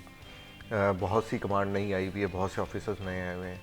फिर उसके अलावा हमने अंजुमन ताजरान से हर मार्केट में मैंने खुद जाके खुद बात की जहाँ पे होते थे, जिस तरह आपने कोहिनूर का कहा, डी ग्राउंड, लायलपुर गैलरिया, और फिर मेन सिटी के जो ट्रबल स्पॉट्स हैं वहाँ पे जाके जहाँ पे गैदरिंग होती है, उसी तरह उनको प्लगिंग करके डिप्लॉयमेंट की जाएगी। और वहाँ पे ट्रैफिक सीटीओ साहब हमारे साथ थे, जितने अंडर पासिस हैं उनके अंदर, फिर जितने पुराने रिकॉर्ड होल्डर्स थे हमारे पास, जिसमें वन व्हीलिंग वाले थे जिनके खिलाफ माजी में मुकदमात दर्ज हो चुके हैं, उनके खिलाफ MVO के तहत कार्रवाई होगी। और इसके अलावा ट्रैफिक की जो पेनल्टीज़ इन्हांस की हैं गवर्नमेंट ने रिसेंटली, CTO साहब उसमें थे, उन्होंने ब्रीफिंग दी कि क्या क्या जुर्माने हो सकते हैं इनको। उसके अलावा एरियल फायरिंग के अगेंस्ट भी जो है वो आर्म्स ऑर्डिनेंस के तहत FIRs होंगी। और जितने पुराने रिकॉर्ड होल्डर्स थे उनको बुलाया गया पुलिस स्टेशन में और पेरेंट्स के साथ बुलाया गया, उनसे श्योरिटी बॉन्ड लिए गए, किस तरह की कोई गैदरिंग नहीं होगी, एरियल फायरिंग नहीं होगी। फिर जितने मैकेनिक्स थे जो कि साइलेंसर्स रिमूव करते हैं बाइक्स के, उनको बुलाया गया, माजी में जिनका रिकॉर्ड था, उनसे हमने श्योरिटी बॉन्ड लिए हैं। अराउंड 400 के करीब जो फैसलाबाद सिटी के लोग हैं, मुज़ाफ़ात के नहीं, जो सिर्फ city core of the heart है, उनसे हमने श्योरिटी बॉन्ड्स लिए हैं कि आपके बच्चे किसी ऐसी एक्टिविटी में इन्वॉल्व नहीं होंगे। तो एक बड़ी एक्सटेंसिव एक्सरसाइज की गई है। इंशाल्लाह हम दुआगो हैं और आपके तवज्जुह से अहले फैसलाबाद से भी कहेंगे कि दुआ करें कि आज की रात खैर व आफियत से गुजरे, कोई ऐसा वाक़या ना हो, और पेरेंट्स भी केयरफुल रहें, विजिलेंट रहें, अपने बच्चों पर नज़र रखें कि वो कैसी ऐसी एक्टिविटी में इन्वॉल्व तो नहीं। बिल्कुल, पेरेंट्स का रोल बड़ा रिस्पॉन्सिबल होना चाहिए और सेलिब्रेशन बड़ी होनी चाहिए, लेकिन इसे बड़े सही तरीके से और अच्छे तरीके से करना चाहिए। तो ये मकबूल साहब, जैसे कि हम बात कर रहे थे लास्ट ईयर न्यू ईयर के हवाले से, तो आपने क्या नोटिस किया कि पुलिस को सबसे ज़्यादा चैलेंजिंग सिचुएशन कहाँ पर फेस करने को मिली, और उन चैलेंजेस को किस तरह से आप आज की अगर तारीख से एनालिसिस करें तो क्या होगा? देखिए महविश, पुलिस को, फैसलाबाद पुलिस की बात करूंगा, पंजाब पुलिस का भी तकरीबन इसी तरह सेम है, लेकिन हम फैसलाबाद की बात कर रहे हैं, हमारी पुलिस को अदरवाइज़ बहुत सारे चैलेंजेस हैं। अब मैं समझता हूँ कोई भी ऐसे पेरेंट्स नहीं है या कोई भी ऐसा नौजवान नहीं है जिसको ये ना पता हो कि वन व्हीलिंग जुर्म भी है, डेंजरस भी है, एरियल फायरिंग जुर्म भी है, डेंजरस भी है। खुदा न ख्वास्ता ब्लाइंड किसी को जाकर बुलेट लग गई, आप 302 के मुलज़म बन सकते हैं। आपका कैरियर तो कैरियर, आपकी ज़िंदगी तबाह हो सकती है आपकी, आप 302 भुगतेंगे, सबको पता है। ये एक चंद एक लोग हैं, ये आपको बहुत बड़ा तबका नहीं है इस किस्म का कि जो हुल्लड़बाजी करे, वन व्हीलिंग करे, मखसूस लोग हैं। इसी तरह जिस तरह फुरकान साहब ने बताया कि हमने जो रिकॉर्ड याफ्ता थे मैकेनिक और जो लोग पिछले साल वन व्हीलिंग में पकड़े गए, उनके पेरेंट्स से छोटी बॉन्ड लिए कि आपका बच्चा इस बार ये नहीं करेगा। अब रिस्पॉन्सिबिलिटी ये पेरेंट्स की बनती है। अगर पेरेंट्स अपनी रिस्पॉन्सिबिलिटी इस मामले में अगर पूरी करें तो मैं समझता हूँ पुलिस का आधा काम तो वैसे ही कम हो जाए। आप सेलिब्रेशन करें, आप रात को निकलें, आप रोड्स पर आएँ, आप नारेबाजी करें, आप इंजॉय करें, लेकिन आपकी इंजॉयमेंट किसी दूसरे के लिए परेशानी का बायस नहीं बननी चाहिए। अब ख़ास तौर पे ट्रेंड आपको पता है चेंज हो रहा है वक्त के साथ साथ। अब फैमिलीज़ भी इंजॉय करने बाहर निकलती हैं और निकलनी चाहिए, उनका हक है। जिस तरह ये शहर अगर मेल्स का है, फीमेल्स का भी उतना ही है, उनका भी राइट उतना ही है कि वो भी इंजॉय करने के लिए अपने घर वालों के साथ निकलें, फ्रेंड्स के साथ निकलें। तो किसी को राइट नहीं बनता कि आप उनको तंग करें, आप उनको परेशान करें, ये सोचने पर मजबूर करें कि हम कहीं इलाका गैर में कुछ ऐसे इलाके में आ गए हैं कि जहाँ पे हमारी कोई सिक्योरिटी नहीं। बिल्कुल इसी तरह से, और कुछ लोग तो आज के दिन ये प्लान कर रहे होंगे कि शायद घर से बाहर ना निकला जाए, सिर्फ़ और सिर्फ उन लोगों की वजह से जो कि कानून को अपने हाथ में लेते हैं। पुलिस मौजूद है, इंतज़ामिया जो है वो काफ़ी ज़्यादा आज हमें इन एक्शन दिखाई देगी। आप देख रहे हैं सिटी एट 10 और प्रोग्राम में जी हम बात कर रहे हैं न्यू ईयर नाइट के हवाले से और साल 2025 कैसा रहा। अगर हम जराइम के हवाले से देखें, क्रिमिनल एक्टिविटीज़ के हवाले से देखें, कहाँ पर पुलिस को चैलेंजेस का सामना करना पड़ा, कौन से क्राइम जो है वो कम हुए। फुरकान साहब, अगर हम बात करें कम्युनिटी पुलिसिंग के हवाले से, हमने देखा थ्रू आउट साल 2025 में बहुत काम हुआ, आवाम का पुलिस पे एतमाद भी बहाल हुआ। आप कम्युनिटी पुलिसिंग को किस तरह से देखते हैं, क्या क्या इस्लाहात आई, किस तरह से बेहतरी आई, क्या हिकमत अमली अडॉप्ट की गई पुलिस की जानिब से? जिस तरह नए RPO साहब भी नए आए हैं रिसेंटली, उनके विजन के मुताबिक अभी IG साहब की डायरेक्शन दी गई थी कि मैक्सिमम टाइम पब्लिक के लिए स्पेयर किया जाए, क्योंकि जितना हम पब्लिक के लिए ओपन डोर पॉलिसी रखेंगे उतना ही हमारे पास फ्लो ऑफ इंफॉर्मेशन बहुत अच्छी होगी। हमें अपने ही जो एहतसाब करने का भी मौका मिलेगा, उसके साथ साथ इंफॉर्मेशन हमारे पास बहुत ज़्यादा आएगी कि कहाँ पे हाई हार्डेडनेस हम कर रहे हैं। हमारे जो अंडर कमांड हैं, हमारे जो पुलिस ऑफिशियल्स हैं, वो कहाँ कहाँ पे लोगों को जो है उनकी वजह से तकलीफ़ का सामना करना पड़ रहा है। उसके अलावा जो लोगों की सजेशंस हैं कि कहाँ पे क्राइम पॉकेट्स हैं जो कि हमारी नज़रों से बची हुई हैं, वो आइडेंटिफाई हो जाएंगी। तो उसमें हमने एक्सटेंसिव मीटिंग्स कर रहे हैं, जिस तरह कल 2 मीटिंग्स की आरपीओ साहब ने अंजुमन ताजरान के साथ जो सूतर मंडी के हैं, उसके अलावा जो हमारे जो है चैम्बर ऑफ कॉमर्स के लोगों के साथ उन्होंने मीटिंग की, उनकी इनपुट्स ली गई, कहाँ कहाँ पे ट्रैफिक के निज़ाम को कैसे बेहतर बनाया जा सकता है, जो कि बहुत बड़ा एक है हमारे लिए चैलेंज। रिसेंटली आईजी साहब ने उसके ऊपर बहुत एक्सटेंसिव मीटिंग की, एक एक पॉइंट डिटेल में डिस्कस हुआ, एक एक एक्सीडेंट डिस्कस हुआ, जिसमें मैडम सीएम बहुत ज़्यादा यानी कि इसके ऊपर उनका ग्रेट कंसर्न है कि कीमती जानों का ज़िया ना हो। जिस तरह ये गन्ने की ट्रालियाँ हैं बहुत ज़्यादा, उनका आपने देखा होगा। फिर कल से आपने देखा होगा कि जो अनऑथराइज वेट मशीन्स हैं, उनके अगेंस्ट जो शुगर मिल्स के गिर्द लगी हुई हैं, उनके अगेंस्ट जो है एक एक्सटेंसिव एक्सरसाइज स्टार्ट हुई है। और ये सारा को मिला के फिर ट्रैफिक के निज़ाम को बेहतर बनाने के लिए बहुत ज़्यादा काम हो रहा है। फिर इसमें लोगों की सजेशन ली गई। इसी तरह हमारी बार के लोगों से आज मीटिंग्स हैं तमाम ऑफिसर्स की। इनका इलेक्शन आ रहा है और आपके तवज्जो से, बल्कि मैं वकला हजरात से ये रिक्वेस्ट करना चाहूँगा कि खुदारा 10 को जो आपका इलेक्शन है, इसको जो भी पार्टी जीती, इसको फिर वही कहूँगा कि खुशी को गमी ना बदलें। एरियल फायरिंग से खुदारा जश्न ज़रूर मनाएं अपनी जीत का, लेकिन हम इससे बिल्कुल नहीं रोकते, लेकिन एरियल फायरिंग में इसको कन्वर्ट ना करें। खुदारा खास था किसी कीमती जान का ज़िया ना। बिल्कुल, और सेलिब्रेशन का सही तरीकाकार मौजूद होना चाहिए। तैयब मकबूल साहब, आपसे मैं ये जानना चाहती हूँ, अगर हम फैसलाबाद के हवाले से थोड़ा सा एनालिसिस करें साल 2025 का, कम्युनिटी पुलिसिंग के हवाले से किस तरह से रहा, कौन सा क्राइम था जो कि जिसमें इजाफा दिखाई दिया और कौन से क्राइम थे जिसमें हमें कमी दिखाई दी? महविश, मैं जिस तरह पहले आपको अर्ज़ कर चुका हूँ कि हीनियस क्राइम तमाम कम हुआ। कोई भी क्राइम ऐसा नहीं जो 2024 की निस्बत ज़्यादा हुआ हो। अल्हम्दुलिल्लाह हमारे फैसलाबाद में क्राइम 40 to 60% डिक्रीज़ हुआ है, और ये बहुत बड़ी रेशो है। आपकी नफरी उधर ही खड़ी है जो 2024 में थी, बल्कि 2020 में थी। आपके रिसोर्सेज वहीं पे खड़े हैं जो 2020 में थे। अब आप देखें, इस साल पैरा फोर्स बनी, 250 लोग उसमें से इस पुलिस से निकल के उधर चले गए। आपके इधर एंटी राइट पुलिस बनी, इसी में से निकल के लोग उधर चले गए। आपके बहुत सारे लोग डेपुटेशन पे सीटीडी में दूसरे तीसरे यूनिट्स में चले गए। आपके हर वक्त 1800-900 के अराउंड लोग पंजाब कांस्टेबली में मौजूद होते हैं। आपके कुछ लोग हमा वक्त छोटा रैंक हो या इंस्पेक्टर रैंक हो, कोर्स पे मौजूद होते हैं। हमारे इस वक्त फैसलाबाद पुलिस की 8300 के लगभग नफरी है, जिसमें से सिर्फ एक्टिव नफरी जो हमारे थानों में है, जो आप लोगों को तहफ़्फ़ुज़ दे रही है, जो रात को बेचारे गश्त भी करते हैं, जो सुबह हाई कोर्ट में और लोअर कोर्ट्स में और अफसरान की पेशियाँ भी भुगतते हैं, जिन्होंने मुलजमान पकड़ने भी हैं, जिन्होंने मिसलें भी लिखनी हैं, पीओस भी पकड़ने हैं, वो सिर्फ 3000 के अराउंड हैं। 45 पुलिस स्टेशंस में सिर्फ 3000 लोग जो आपकी हिफाजत कर रहे हैं, बाकी अदरवाइज़ बेचारे कोर्सेज में हैं। उनको अब मैं अक्सर आपके प्रोग्राम में ये बात करता हूँ, खुदा न ख्वास्ता कहीं पे आग लग गई, फायर ब्रिगेड बाद में जाएगी, पुलिस पहले जाएगी। कहीं पे खुदा न ख्वास्ता छत गिर गई, आपकी पुलिस वहाँ पे मौजूद है।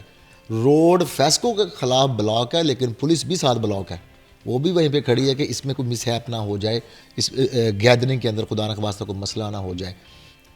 कोई वीवीआईपी मूवमेंट है, आपके किसी वीवीआईपी ने लाहौर से कराची जाना है, किसी मुल्तान जाना है, यहाँ से गुजरना है, तो ये पुलिस अलर्ट है कि भी खुदा न ख्वास्ता को मसला ना बन जाए।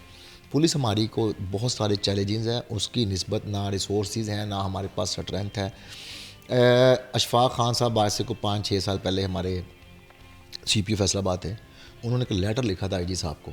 उन्होंने उस वक्त, ये 5 साल पुरानी बात बता रहा हूँ, उन्होंने कहा था कि हमारी पॉपुलेशन के हिसाब से, हमारी इस फैसलाबाद के डायनामिक्स के हिसाब से, इंडस्ट्रियल सिटी है, उस हिसाब से हमें चाहिए 34,000 समथिंग स्ट्रेंथ, 34,000, और हमारे पास तो उसका 6वां हिस्सा भी मौजूद नहीं है। इस सब के बावजूद अब देखिए 25 दिसंबर था, क्रिश्चियन कम्युनिटी के बहुत सारे इवेंट्स थे, वो पार्क्स में भी गए, क्रिश्चियन बाज़ार थे, इन सबको सिक्योरिटी 3 दिन चांद रात से लेके वो देते रहे।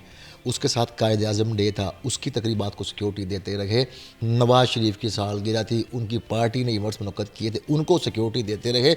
उसके साथ साथ जो नाके स्पेशल लगाए गए ताकि स्ट्रीट क्राइम ना हो, उसका फ़ायदा जराइम पेशा ना उठाएंगे। पुलिस एक तरफ मसरूफ़ है इन 3000 लिमिटेड से वसाइल में, बिल्कुल इसी तरह से। और ये वाकई पुलिस जहाँ पर अच्छा काम करती है वहाँ पर उन्हें काबिल सताइश बात भी होती है और शहरियों की तरफ से इस बात को अप्रिशिएट भी किया जाना चाहिए। फुरकान साहब, अगर हम कम्युनिटी पुलिसिंग के हवाले से बात कर रहे थे तो इसके साथ साथ मनशियात फरोशों के ख़िलाफ़ कार्रवाइयों को आप किस तरह से देखते हैं? साल 2026 के हवाले से क्या हिकमत अमली रखते हैं? हमारा जो टारगेट है, कल हमारी मीटिंग हुई इस सिलसिले में, आपके साहब उसको चेयर कर रहे थे। 15 जनवरी से हम ये अनाउंस कर देंगे कि फैसलाबाद इज़ ड्रग फ्री। उसमें एक्सटेंसिव जो रिकॉर्ड होल्डर्स थे उनके ख़िलाफ़ एक कैंपेन चल रही है। इसमें हमें तैयब साहब गवाह हैं इस बात की कंटिन्यूसली क्रैकडाउन जारी है और इसमें वही बात के पेरेंट्स का किरदार भी आना चाहिए। आइस की लानत से लोगों को हमने छुटकारा दिलाना है जो कि एक मर्ज़ की तरह फैल रहा है सोसाइटी के अंदर, और उसमें बहुत से लोगों की और जितनी भी कार्रवाई हुई अभी तक, मैं मेरे आने के बाद या आपके साहब के आने के बाद, आई वुड अप्रिशिएट जिस तरह आपने कम्युनिटी पुलिस का कहा कि हमारे पब्लिक के एक्सटेंसिव इंटरेक्शन की वजह से हुई।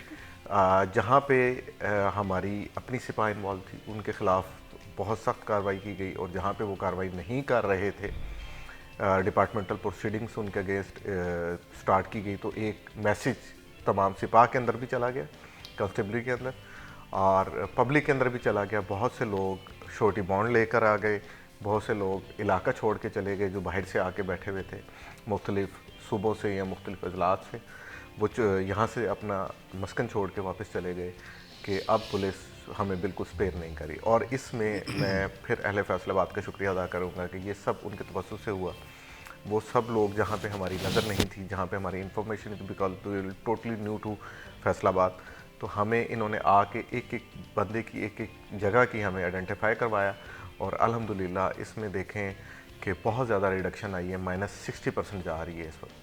बिल्कुल इसी तरह से रिस्पॉन्सिबल सिटीज़न होना बहुत ज़्यादा ज़रूरी है। अगर हम रिस्पॉन्सिबल होंगे तो हम सोसाइटी में माशरे के आँख कान बन सकते हैं, हम क्राइम के ख़िलाफ़ जो अपनी आवाज़ बुलंद कर सकते हैं, पुलिस का साथ दे सकते हैं, ताउन कर सकते हैं। तो ये मकबूल साहब, आप ज़रा ये बताइएगा कि जैसे अभी हम कम्युनिटी पुलिसिंग के हवाले से बात कर रहे थे और आपने बताया कि हीनियस क्राइम हमें कम होते हुए दिखाई दिए। क्राइम कंट्रोल डिपार्टमेंट भी इसी साल हमें मिला। क्राइम कंट्रोल डिपार्टमेंट के रोल को आप किस तरह से एनालिसिस करते हैं? अवाम का क्या फीडबैक रहा? मैं भी पहले तो मैं आपको ये क्लियर कर दूं कि क्राइम कंट्रोल डिपार्टमेंट बेशक अलग से डिपार्टमेंट बनाया गया है, लेकिन वो हमारे ही पुलिस के लोग हैं। कोई स्पेशल रिक्रूटमेंट नहीं उनकी हुई या किसी और लॉ एनफोर्समेंट एजेंसी से वो नहीं आए, वो पुलिस डिपार्टमेंट से ही वहाँ पर गए हैं। यहाँ पर वो जो काम करते थे SHOs थे लोग लगे, वो उधर चले गए इंचार्ज हैं सर्कल्स के और डिवीज़न्स के, वही काम वो वहाँ पे कर रहे हैं। सिर्फ फ़र्क ये है कि पुलिस उतनी अग्रेसिवनेस नहीं दिखाती क्योंकि इन्होंने कम्युनिटी पुलिसिंग करनी है, इसलिए ज़्यादा अग्रेसिव होते नहीं। लेकिन अब तो इनको भी फ्री हैंड होते जा रहे हैं। उनको उनकी तरबियत ट्रेनिंग ये है कि आपने बिल्कुल भी फ्रेंडली नहीं होना, आपने जराइम पेशा को आपने एक नासूर समझना है। अब आप देखें जितने उनके इनकाउंटर हुए हैं, अब होता क्या है, आम पुलिस का उनको ये पता होता है कि हम थोड़ी बहुत शायद मज़ाहमत करें, ये हमें पकड़ के ले जाएंगे। उनका ये नहीं है, आपने हल्की सी मज़ाहमत की तो फिर आपके साथ पूरी बराबर से मज़ाहमत होगी। आप एक फायर करेंगे और पूरा बरस्ट करेंगे। तो अब देखें उन्होंने जिस तरह इनकाउंटर किए हैं, जिस तरह अब CCD और ये हमारी पुलिस डिपार्टमेंट दोनों मिलके जिस तरह अब नारकोटिक्स के ख़िलाफ़ लगे हैं। और ये मेरे लिए सरप्राइजिंग बात थी जो फुरकान साहब ने की कि इनका ये टारगेट RPO साहब ने कहा कि 15 जनवरी यानी आज से सिर्फ आप देख लें 20-25 दिन बाद, 20-25 दिन भी क्यों, आज डेट क्या हो गई है, बिल्कुल ठीक है, यस 15 दिन 2 हफ्ते उसके अंदर। और फैसलाबाद में ड्रग बड़ी ही आम थी, हम लोगों ने देखा है। सबसे इजी एक्सेस ही आपको ड्रग की थी और इलीगल वेपन की थी। अब 2000 में पिस्टल ला के जो मर्जी कर लेते थे। ये अब जिस तरह IG साहब ने और सेल्स जफर चट्टा साहब एडिशनल IG CTD हैं, उन्होंने ऐलान किया था कि अब वेपन नहीं होगा भाई। अब वो भी एक बड़ी भरपूर कैंपेन चल रही है और नारकोटिक्स की उससे भी ज़्यादा स्पीड में चल रही है, और ये दोनों चीज़ें जिस भी शहर से ख़त्म हो गई वो क्राइम फ्री हो जाएगा। बिल्कुल इसी तरह से है। और इसके साथ साथ थाना कल्चर में भी तो बेहतरी की गुंजाइश हमने देखा कि माजी में रही थी, और आवाम ये बात करते हुए दिखाई देती थी कि पुलिस के पास जाते हुए हमें डर महसूस होता है, हालांकि क्रिमिनल को डरने की ज़रूरत है। फुरकान साहब, ये थाना कल्चर किस तरह से इस साल आपने देखा कि इम्प्रूव हुआ, किस तरह से बेहतरी आई, इस हवाले से थोड़ा सा बताइए। इसमें जिस तरह हम लिटमस टेस्ट लेते हैं कि हमें अपना सर्वे तो करते रहते हैं, लेकिन अभी रिसेंटली डिसाइड हुआ कि हम इंडिपेंडेंट जो ऑर्गेनाइजेशंस हैं उनसे भी अपना सर्वे करवाएं। उसमें जहाँ जहाँ पे जो लोग पब्लिक को अटेंड नहीं कर रहे, स्पेसिफिक टाइमिंग्स दी गई हैं, और इसमें सेफ सिटी ने हमारी बहुत मदद की। मुख्तलिफ थानों के अंदर जो है, पुलिस स्टेशन के अंदर हमने जो है CCTV कैमरास इंस्टॉल करवाए हुए हैं, जहाँ पे हम कंटिन्यूसली मॉनिटर कर रहे होते हैं। इसी तरह जो हमारे लॉकअप्स हैं उनके अंदर हमने कैमरा इंस्टॉल करवाए हैं कि यहाँ पे कोई अब्यूज़ तो नहीं हो रही, जो कि अथॉरिटी के अब्यूज़ तो नहीं कर रहे लोग, कोई इलीगल मेथड्स तो नहीं यूज़ कर रहे फॉर द कन्फेशंस। इसी तरह उनको लोगों को ये हिदायत है कि ओपन डोर पॉलिसी है। फिर 1787 एक हमारे पास ज़रिया है लोगों की शिकायत को जज करने का, फिर उनके सेटिस्फैक्ट्री लेवल को जज करने का कि वो आए, वो SHO से मिले हैं या RPO के लेवल तक किसी भी कमांडर के से पास मिले। क्या क्या तरीकाकार मौजूद है? अगर हम थाना कल्चर के हवाले से बात करें, क्या क्या हमें इनिशिएटिव देखते हुए दिए कि पुलिस की जानिब से क्या क्या बेहतरी लाई गई?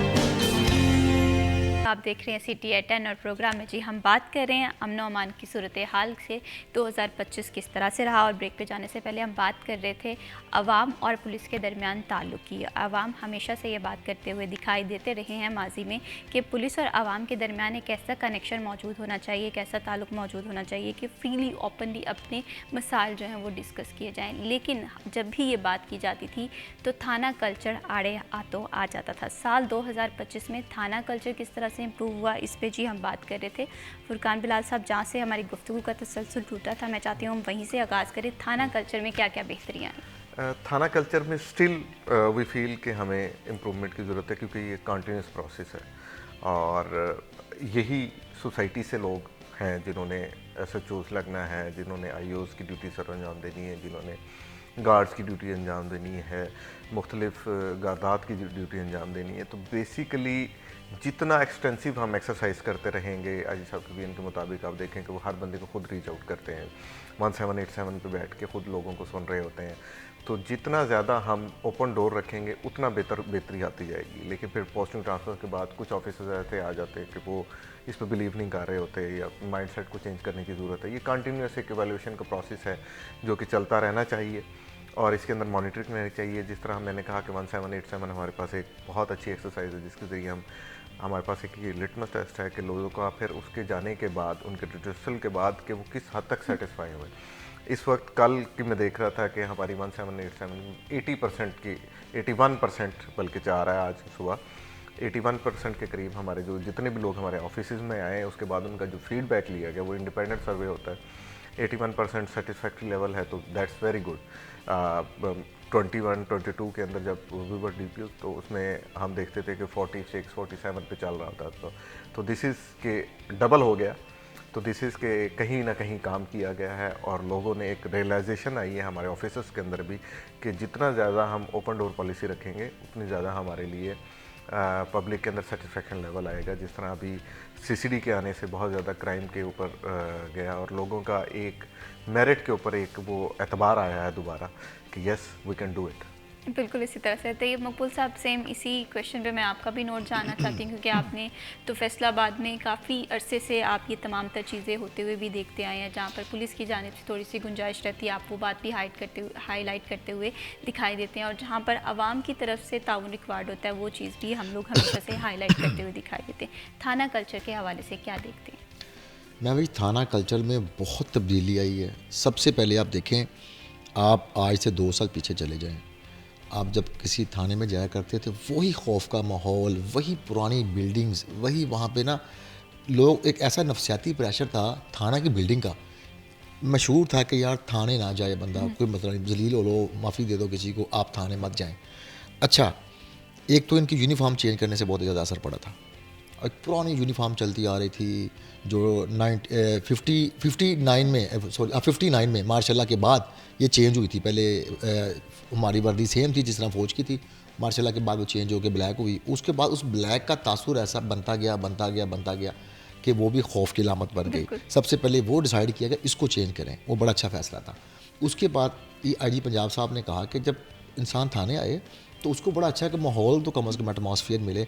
अब आप अगर कभी मौका मिले आप थाने जाएं, आप देखेंगे थाने की एंट्रेंस कि आपके वेटिंग के लिए इतने ये इससे भी बहुत आला किस्म के सोफ़े वहाँ पे पड़े हुए हैं।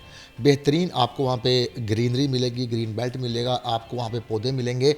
और आप उसके बाद फ्रंट डेस्क पे को काम है, सामने टोकन मशीन पड़ी है, आपने वहाँ से टोकन लेना है, स्लाइड चल रही है, आपका नंबर है 154 152 चल रहा है, आप बैठेंगी 154 से आपको कंप्यूटर आवाज़ देगा, आप जाएंगी, आपको मेल फीमेल और mostly female front desk staff में पढ़ी लिखी हमारी बहनें हैं, आपको वो डील करेंगी।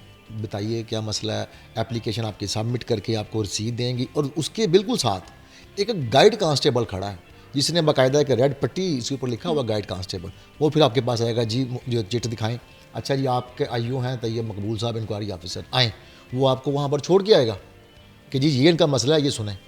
तो बाकी मसला जनन हुआ तो पूरी कार्रवाई होगी, ना जनन हुआ तो रिजेक्ट हो जाए। कहने का मकसद ये है कि आपको एक फ़ील आती है। आप यकीन करें जब ये स्पेशल इनिशिएटिव पुलिस स्टेशन वाला मंसूबा शुरू हुआ, हमने देखा लोगों को अपनी फैमिलीज ला के थाने में सिर्फ सेल्फियाँ बनाने कि हम अपने रिलेटिव्स को आउट ऑफ कंट्री भिजवाएंगे कि हमारे फैसलाबाद के थाने चेक करें। ना थाना जाने से वो ख़त्म हो गया। इससे बड़ी जब आपका खौफ ख़त्म हो गया तो फिर आप इजीली जाके SHO को, SSP को, SP को अपना मसला बयान कर सकेंगे। जब आपको खौफ है कि यार ये आगे से पता नहीं कैसा बिहेव करेंगे, तो आपने अपना मसला बयान नहीं करना, बल्कि जहाँ बैठेंगे आप खौफ का इजहार करेंगे, नहीं यार पुलिस से बचना चाहिए। ऐसी एक परसेप्शन बनती गई। ये ऑफिसर पहले से मौजूद थे, निचले लेवल पे अभी भी कहीं ना कहीं कुछ है, नहीं होना चाहिए, उस पर अकाउंटेबिलिटी बहुत है। अब तो इतनी पुलिस की अकाउंटेबिलिटी है, पहले भी बहुत थी, अब तो इतनी ज़्यादा है कि एक छोटी सी सोशल मीडिया पर अगर कोई वीडियो या उसके अगेंस्ट कोई चीज़ सामने आती है, विद इन आवर्स उसकी इंक्वायरी होती है, विद इन आवर्स। और फौरी तौर पे जो भी एक्शन स्टार्ट होता है, सस्पेंशन का, शो काज का, फर्दर फौरी। जितनी अकाउंटेबिलिटी की स्पीड पुलिस डिपार्टमेंट में है, किसी भी डिपार्टमेंट में नहीं है, ये मैं चैलेंज करता हूँ। दूसरी बात, अब आपके पास एक वक़्त था 2002 जब पुलिस ऑर्डर नहीं आया था, उस वक़्त या उससे पहले या उससे कुछ अर्सा बाद भी आपके लिए SP का नंबर लेना ऐसा ही था जैसे आपने अमेरिका का वीज़ा लेना है, इतना मुश्किल था। अब आपके पास IG साहब के नंबर हैं, आपके पास SSPs के नंबर हैं, इन्होंने अपने नंबर खुद लिखवाए हैं कि जनाब को इशू है बराह रास्त कॉल करें। ये कम्युनिटी पुलिस की आप पॉलिसिंग की बात करती हैं कि ये कम्युनिटी पुलिसिंग, आप खुद राब्ता बढ़ा रहे हैं पब्लिक से, उनको चांस दे रहे हैं कि ये भी तरीका है हमारे पास आने का, ये भी तरीका है हमारे पास आने का। CP ऑफिस आप जाएँ, जो पार्किंग एरिया है वहाँ पर टेंट लगे हुए हैं, कुर्सी टेबल और पब्लिक की कुर्सियाँ मुस्तकिल पड़ी हैं। CPO साहब ने जब आना है सबसे पहले उन्होंने वहाँ बैठना है, सही पार्किंग एरिया में बैठना है, लोग आए हैं उनकी दरख्वास्तें सुननी है, जहाँ ज़रूरत पड़ी SSP साहब को अर्जेंट मैटर है वहीं से कॉल करनी है कि जनाब आपके पास ये बंदा SSP साहब आ रहा है, इतनी देर हो गई, मसला इसका क्यों हल नहीं हुआ और आप 24 आवर में मुझे इसकी रिपोर्ट करेंगे। अब बंदा खुश होगा ना कि डायरेक्ट मुझे CPO से मिल भी लिया और ये नहीं उसने कहा ठीक है जी इसको 7 दिन में इंक्वायरी, या फौरी कॉल भी की। अब SSP साहब को पता है कि CPO साहब अगर कह रहे हैं अर्जेंसी है, उन्होंने भी सारे काम छोड़कर 24 घंटे में उसको देखना है। बंदा राइट पे या तो 24 घंटे में उसका मसला हल होगा, नहीं राइट पे तो फिर ज़ाहिर है फिर नहीं होगा। बिल्कुल, वो एक एतमाद जो है वो दोबारा से बहाल होता हुआ दिखाई देता है। और यही वजह है कि लोग अब पुलिस के साथ कनेक्शन में रहना चाहते हैं। कहीं पर मसला होता है तो फ़ौरन से इस चीज़ को फुरकान साहब हाईलाइट किया जाता है।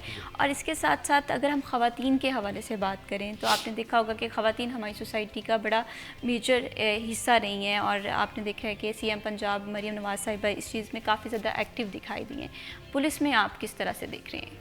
पुलिस में जिस तरह आज न्यू ईयर नाइट है, आज के इंतजाम के हवाले से मैं बताना चाहूँगा कि जहाँ जहाँ पे हरासमेंट की कॉल्स थी माजी के अंदर या न्यू ईयर नाइट पे कोई ऐसा वाक़या पेश आया जो कि हमारे नॉलेज में आया तो या कंप्लेन हुई, तो उसके मुताबिक हमने इवन बाईसाइकिल्स पे हमारी लेडी कांस्टेबल्स को डिप्लाई किया है। और उसके अलावा लेडी कांस्टेबल्स की प्रॉपर जहाँ पे फैमिलीज़ ने आना है वहाँ पे डिप्लॉयमेंट है। लोगों की खुशी को कमी में नहीं बदलेंगे। इस लेडी कांस्टेबल ही उनको डील करें और वो करें। इसी तरह हमने विचुअल वुमेन पुलिस स्टेशन है जो कि लेडीज़ की जो कॉल्स हैं जेंडर क्राइम से रिलेटेड या कोई ऐसी चीज़ है तो डायरेक्ट सेफ सिटी के अंदर वो डायरेक्ट हो जाती है, बहुत बड़ा इनिशिएटिव है। और इसी तरह हमारी वुमेन पुलिस स्टेशन है यहाँ पे जो कि which is being govern by lady SHO। और इसी तरह के इनिशिएटिव्स लिए गए हैं ताकि ख़वातीन को भी एक इनिशिएटिव दिया जाए। आपने देखा कि लास्ट 2 SSP ऑपरेशंस भी हमारी दोनों लेडी ऑफिसर्स थी और दोनों माशाल्लाह इस वक्त बहुत अच्छी पोस्टिंग्स पे हैं, यहाँ से ही अपना परफॉर्मेंस दे कर गई हैं और उन्होंने बहुत से जो मेल ऑफिसर्स हैं उनसे बहुत बेहतर उनकी कारकर्दगी थी और जिसकी वजह से मैडम CM ने उनको अप्रिशिएट भी किया और उनको बहुत अच्छी पोस्टिंग पर बिल्कुल इसी तरह से ख़वातीन बहुत ज़्यादा मेजरली हमारी सोसाइटी का हिस्सा शेयर कर रही होती है। उन्हें बाख्तियार बनाने के लिए CM पंजाब मरियम नवाज साहिबा भी काफ़ी ज़्यादा हमें मुतहरिक दिखाई देती हैं। पुलिस डिपार्टमेंट में भी ख़वातीन की आसानी के लिए बहुत सारे तरीक़ेकार मौजूद हैं। आसानी के लिए आवाम और पुलिस का जो ताउन है वो एक दूसरे के साथ लाज़मी मलज़ूम है। फ़र्दर भी बात करेंगे जी साल 2025 और 26 की हिकमत अमली कैसी रही है। आप देख रहे हैं CTI10 और प्रोग्राम में जी हम बात कर रहे हैं अवाम और पुलिस के दरमियान ताल्लुक़ की।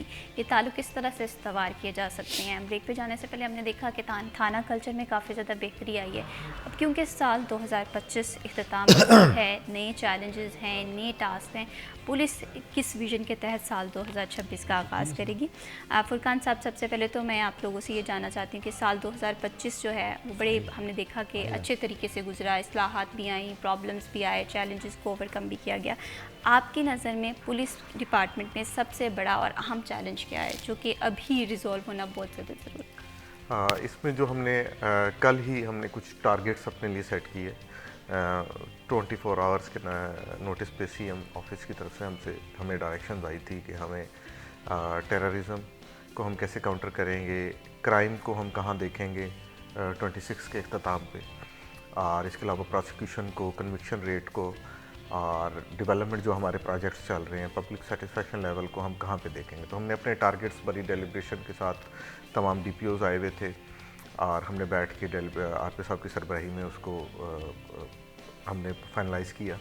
उसमें जो सबसे बड़ा हमारे पास चैलेंज आ रहा था वो एक यही था कि हमने जो अपने लिए टारगेट सेट किए ट्रैफिक के, हमने जो है उसमें एक्सीडेंट्स के अंदर बहुत ज़्यादा कमी ला दी है। यहाँ पे अभी भी हाईवेज़ के ऊपर बहुत ज़्यादा इश्यूज़ हैं। उसके अलावा जिस तरह मैंने कहा कि मंशियात की हमने एक्सटेंसिव एक कैंपेन चलानी है। उसके अलावा एक टेररिज्म जो है वो हमारे लिए एक कंटिन्यूस प्रॉब्लम हम देख रहे हैं कि वो रहेगा, लेकिन हमने इसको करना है और वो भी ज़्यादा से ज़्यादा पब्लिक इंटरेक्शन की वजह से हम उसको कमी ला सकते हैं। उसके अलावा हमारा जो सबसे बड़ा चैलेंज आएगा वो प्रोसिक्यूशन और कन्विक्शन रेट है, जो कि हम समझते हैं कि अनसेटिस्फैक्ट्री है। अभी तक हम उस मेयार पे नहीं पहुंच पाए जिस पे कंटिन्यूस हमें इम्प्रूवमेंट की ज़रूरत है। उसमें SSP इन्वेस्टिगेशन और SP इन्वेस्टिगेशन तमाम अजला से आए हुए थे और उन्होंने भी अपने टारगेट को, छोटे छोटे टारगेट्स को हर जो है 3 मंथ्स के बाद रिव्यू करेंगे और उसको इंशाल्लाह इम्प्रूव करने की कोशिश करेंगे। बिल्कुल सही। तो ये आप किस तरह से देखते हैं साल 2026 के पुलिस के टारगेट्स को? महविश, देखें, पुलिस का ये टारगेट ना चाहते हुए भी ये रहेगा कि हम क्राइम मज़ीद रिड्यूस करें, उसको डिक्रीज़ करें। अच्छा, अब वाकई जिस तरह फुरकान साहब ने बताया, 2-3 चीज़ें हैं जो बहुत इंपॉर्टेंट है जिनमें ट्रैफिक बड़ी टॉप पे है।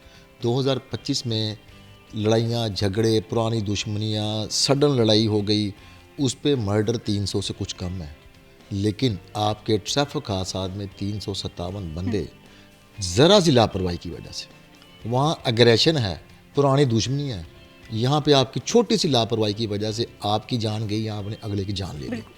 एक ये वाकई बहुत बड़ा अलमिया है। पॉपुलेशन तेज़ी से बढ़ रही है, उसकी रेशो बढ़ने की वही है, लेकिन हमारी रोड इंजीनियरिंग वही पुरानी चल रही है जब हमारी पॉपुलेशन इससे हाफ थी। बिल्कुल। ये CPO साहब ने परसों मुझसे डिस्कस हो रहा था कि कमिश्नर को, आपने देखा है ना, आप सड़कें कुछ उसका पैच वर्क हो रहा है, ये इनकी CPO साहब और CTO साहब की तजवीज़ पे कमिश्नर साहब करवा रहे हैं कि जहाँ पे पैच वर्क होना है वहाँ पे करवाया जाए ताकि रोड ब्लॉक ना हो। जहाँ पे गैर ज़रूरी यू टर्न बना हुआ है उसको ख़त्म किया जाए, स्लिप रोड ख़त्म, ये होने जा रहा है इंशाल्लाह। एक माह में ये देखिएगा बेहतरीन हो जाएगा। दूसरी बात, प्रोसिक्यूशन की बात की फुरकान साहब ने, अब यकीन करेंगे लिटरली हमारे फैसलाबाद में स्ट्रीट क्राइम के जो मुकदमात हैं उनमें कन्विक्शन रेट सिर्फ 2% है। ये जुल्म नहीं, सिर्फ 2%। 98% लोग कुछ प्रोसिक्यूशन की वजह से, कुछ एविडेंस कम होने की वजह से, और बहुत सारे लोग मुद्दई के पैरवी ना करने की वजह से बरी हो जाते हैं। ये रॉबर्स और ये जो चोर हैं लोग, इनकी वजह। अब जब उनको पता है कि हमें कन्विक्शन हुई कोई नहीं, हम बाहर आके यही काम करेंगे, क्या है 4-6 महीने का, इसका हल निकलना चाहिए। कन्विक्शन रेट जितना ज़्यादा होगा, इसका 90+ है मर्डर में, ठीक है, लेकिन हमारे स्ट्रीट क्राइम में बहुत ये जुल्म है।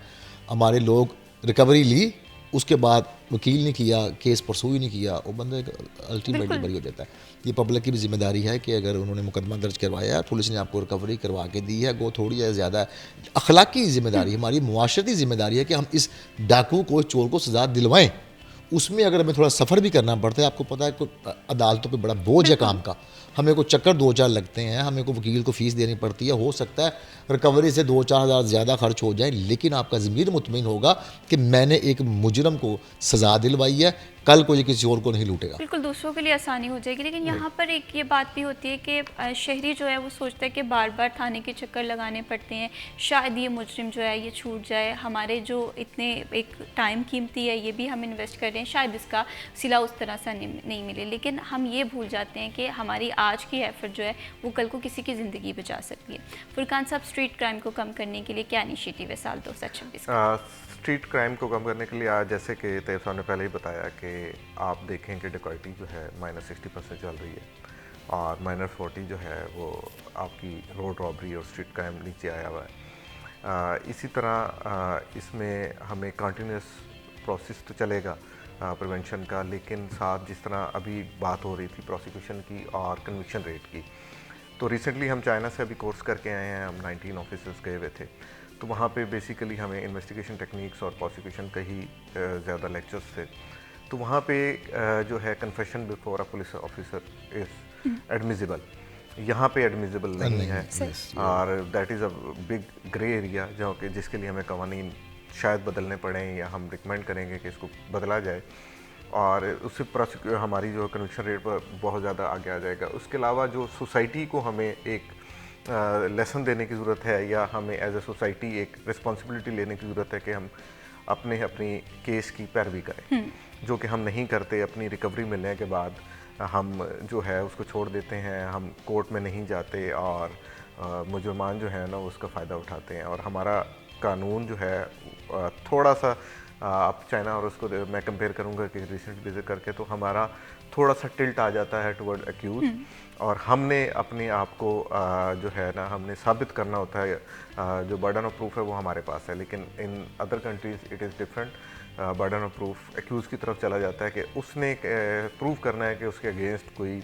मिसयूज़ ऑफ अथॉरिटी हुआ है, या जो कि हमारी तरफ से केस प्लीड किया गया है या पुटअप किया गया है कहीं पे उसकी तरफ से है। लेकिन यहाँ पे देखें कि बहुत ज़्यादा रिकॉर्ड होल्डर्स होते हैं, लेकिन they manage to get the bail, और उसमें लुकुनाज हैं हमारे एंड पे भी, और कंप्रोमाइज़ भी कर जाते हैं बहुत से लोग सोसाइटी के प्रेशर की वजह से। यहाँ पे लोग जो जितने भी कंप्लेनेंट्स हैं वो कंप्रोमाइज़ कर जाते हैं, और हमारी सारी की सारी एफर्ट वो वेस्ट हो जाती है कि एक केस फाइल बनाने में आप देखें ना कि वो थाने के लेवल से स्टार्ट हो के और कहाँ तक जाती है, और कितना गवर्नमेंट का सरमाया इसके अंदर इन्वॉल्व होता है, कितनी ये कीमती वक्त का ज़या है, लेकिन वो उसको नहीं देखते, और एंड में जाके जी हमारे पास हमारे रिलेटिव्स आ गए या कोई हमारे बड़ों को अप्रोच कर लिया, तो हम कंप्रोमाइज़ की तरफ चले जाते हैं, जो कि बहुत ज़्यादा अनफॉर्चुनेट है। बिल्कुल, और इसकी वजह से सिर्फ मौजूदा पार्टी जो है वो सफ़र नहीं करती, बल्कि आने वाले लोग भी इसमें माशरे में कहीं ना कहीं सर्वाइव और सफ़र करने के हवाले से एक दूसरे के साथ जंग लड़ रहे होते हैं। तो हम सब लोगों को रिस्पॉन्सिबल होना है इन दी टर्म ऑफ कवानीन को फॉलो करना, दूसरों के लिए आसानी पैदा करना और पुलिस के साथ ताउन करना, ये बहुत ज़्यादा ज़रूरी है। फुरकान साहब, जैसे कि हम बात करते हुए दिखाई देते हैं कि अब जिद्दत आ गई है, टेक्नोलॉजी आ गई है, अब वो कन्वेंशनल तरीक़ाकार नहीं है। क्रिमिनल एक्टिविटीज़ में भी हमने देखा है कि अब क्रिमिनल भी बड़े एडवांस हो चुके हैं, अब पुलिस के पास भी जदीद टेक्नोलॉजीज़ होनी चाहिए। तो इस हवाले से पुलिस में क्या क्या तब्दीली आई है, या क्या क्या चेंजेस हैं, क्या क्या टारगेट? रिसेंटली आप देखें कि सेफ सिटी हमारे पास यहाँ पे जो है वो इंस्टॉल हुए कैमराज उनके, और इस वक्त सबसे ज़्यादा पूरे पंजाब में 98% से अबव थे कल भी, वो सेफ सिटी के जो है कैमरे यहाँ पे वर्किंग हैं और उसमें हमें बहुत ज़्यादा क्राइम डिटेक्शन तकरीबन 70-80% तो वहाँ से लीड मिल जाती है। मुज़ाफ़ात में अभी भी देयर इज़ अ नीड कि हमें इंस्टॉल करने की ज़रूरत है, लेकिन सिटी को हमने काफ़ी हद तक इसके अंदर ज़रिए कवर कर लिया है और वहाँ से डेली हमारी एक्सटेंशन मीटिंग होती है। फिर हम जितनी डिप्लॉयमेंट करवाते हैं वो उन्हीं कैमरा के गिर्द करवाते हैं। बिल्कुल इसी तरह से सेफ और सिटी जो है अब हमें हर जगह जाने की ज़रूरत नहीं है। बिल्कुल मैं मैं डिप्लॉयमेंट करवा के फिर सेफ सिटी चला जाता हूँ, वहाँ पे बैठ के एक एक चीज़ को खुद मॉनिटरिंग करना आसान हो गया और मॉनिटरिंग करना जिद्दत जो आसान है हो वो गया, बहुत वरना ज़्यादा फिजिकली जाना आगे, पड़ेगा बिल्कुल। और रिसोर्सेज का जाया है। बिल्कुल इसी तरह से बहुत शुक्रिया फुरकान बिलाल साहब आपका प्रोग्राम में वक्त देने के लिए। बहुत शुक्रिया तैयब मकबूल साहब, आपने प्रोग्राम के लिए वक्त निकाला। साल 2025 इख्तिताम पजीर है। कोशिश कीजिएगा कि आज के दिन आप एनालिसिस करें अपने इस साल का भी और साल 2026 के हवाले से जो टारगेट्स आपने डिसाइड किए हैं उसके लिए मेहनत और कंटिन्यूटी से काम कीजिए। इसी के साथ मैं भी शबीब को दीजिए इजाज़त। अल्लाह हाफ़िज़।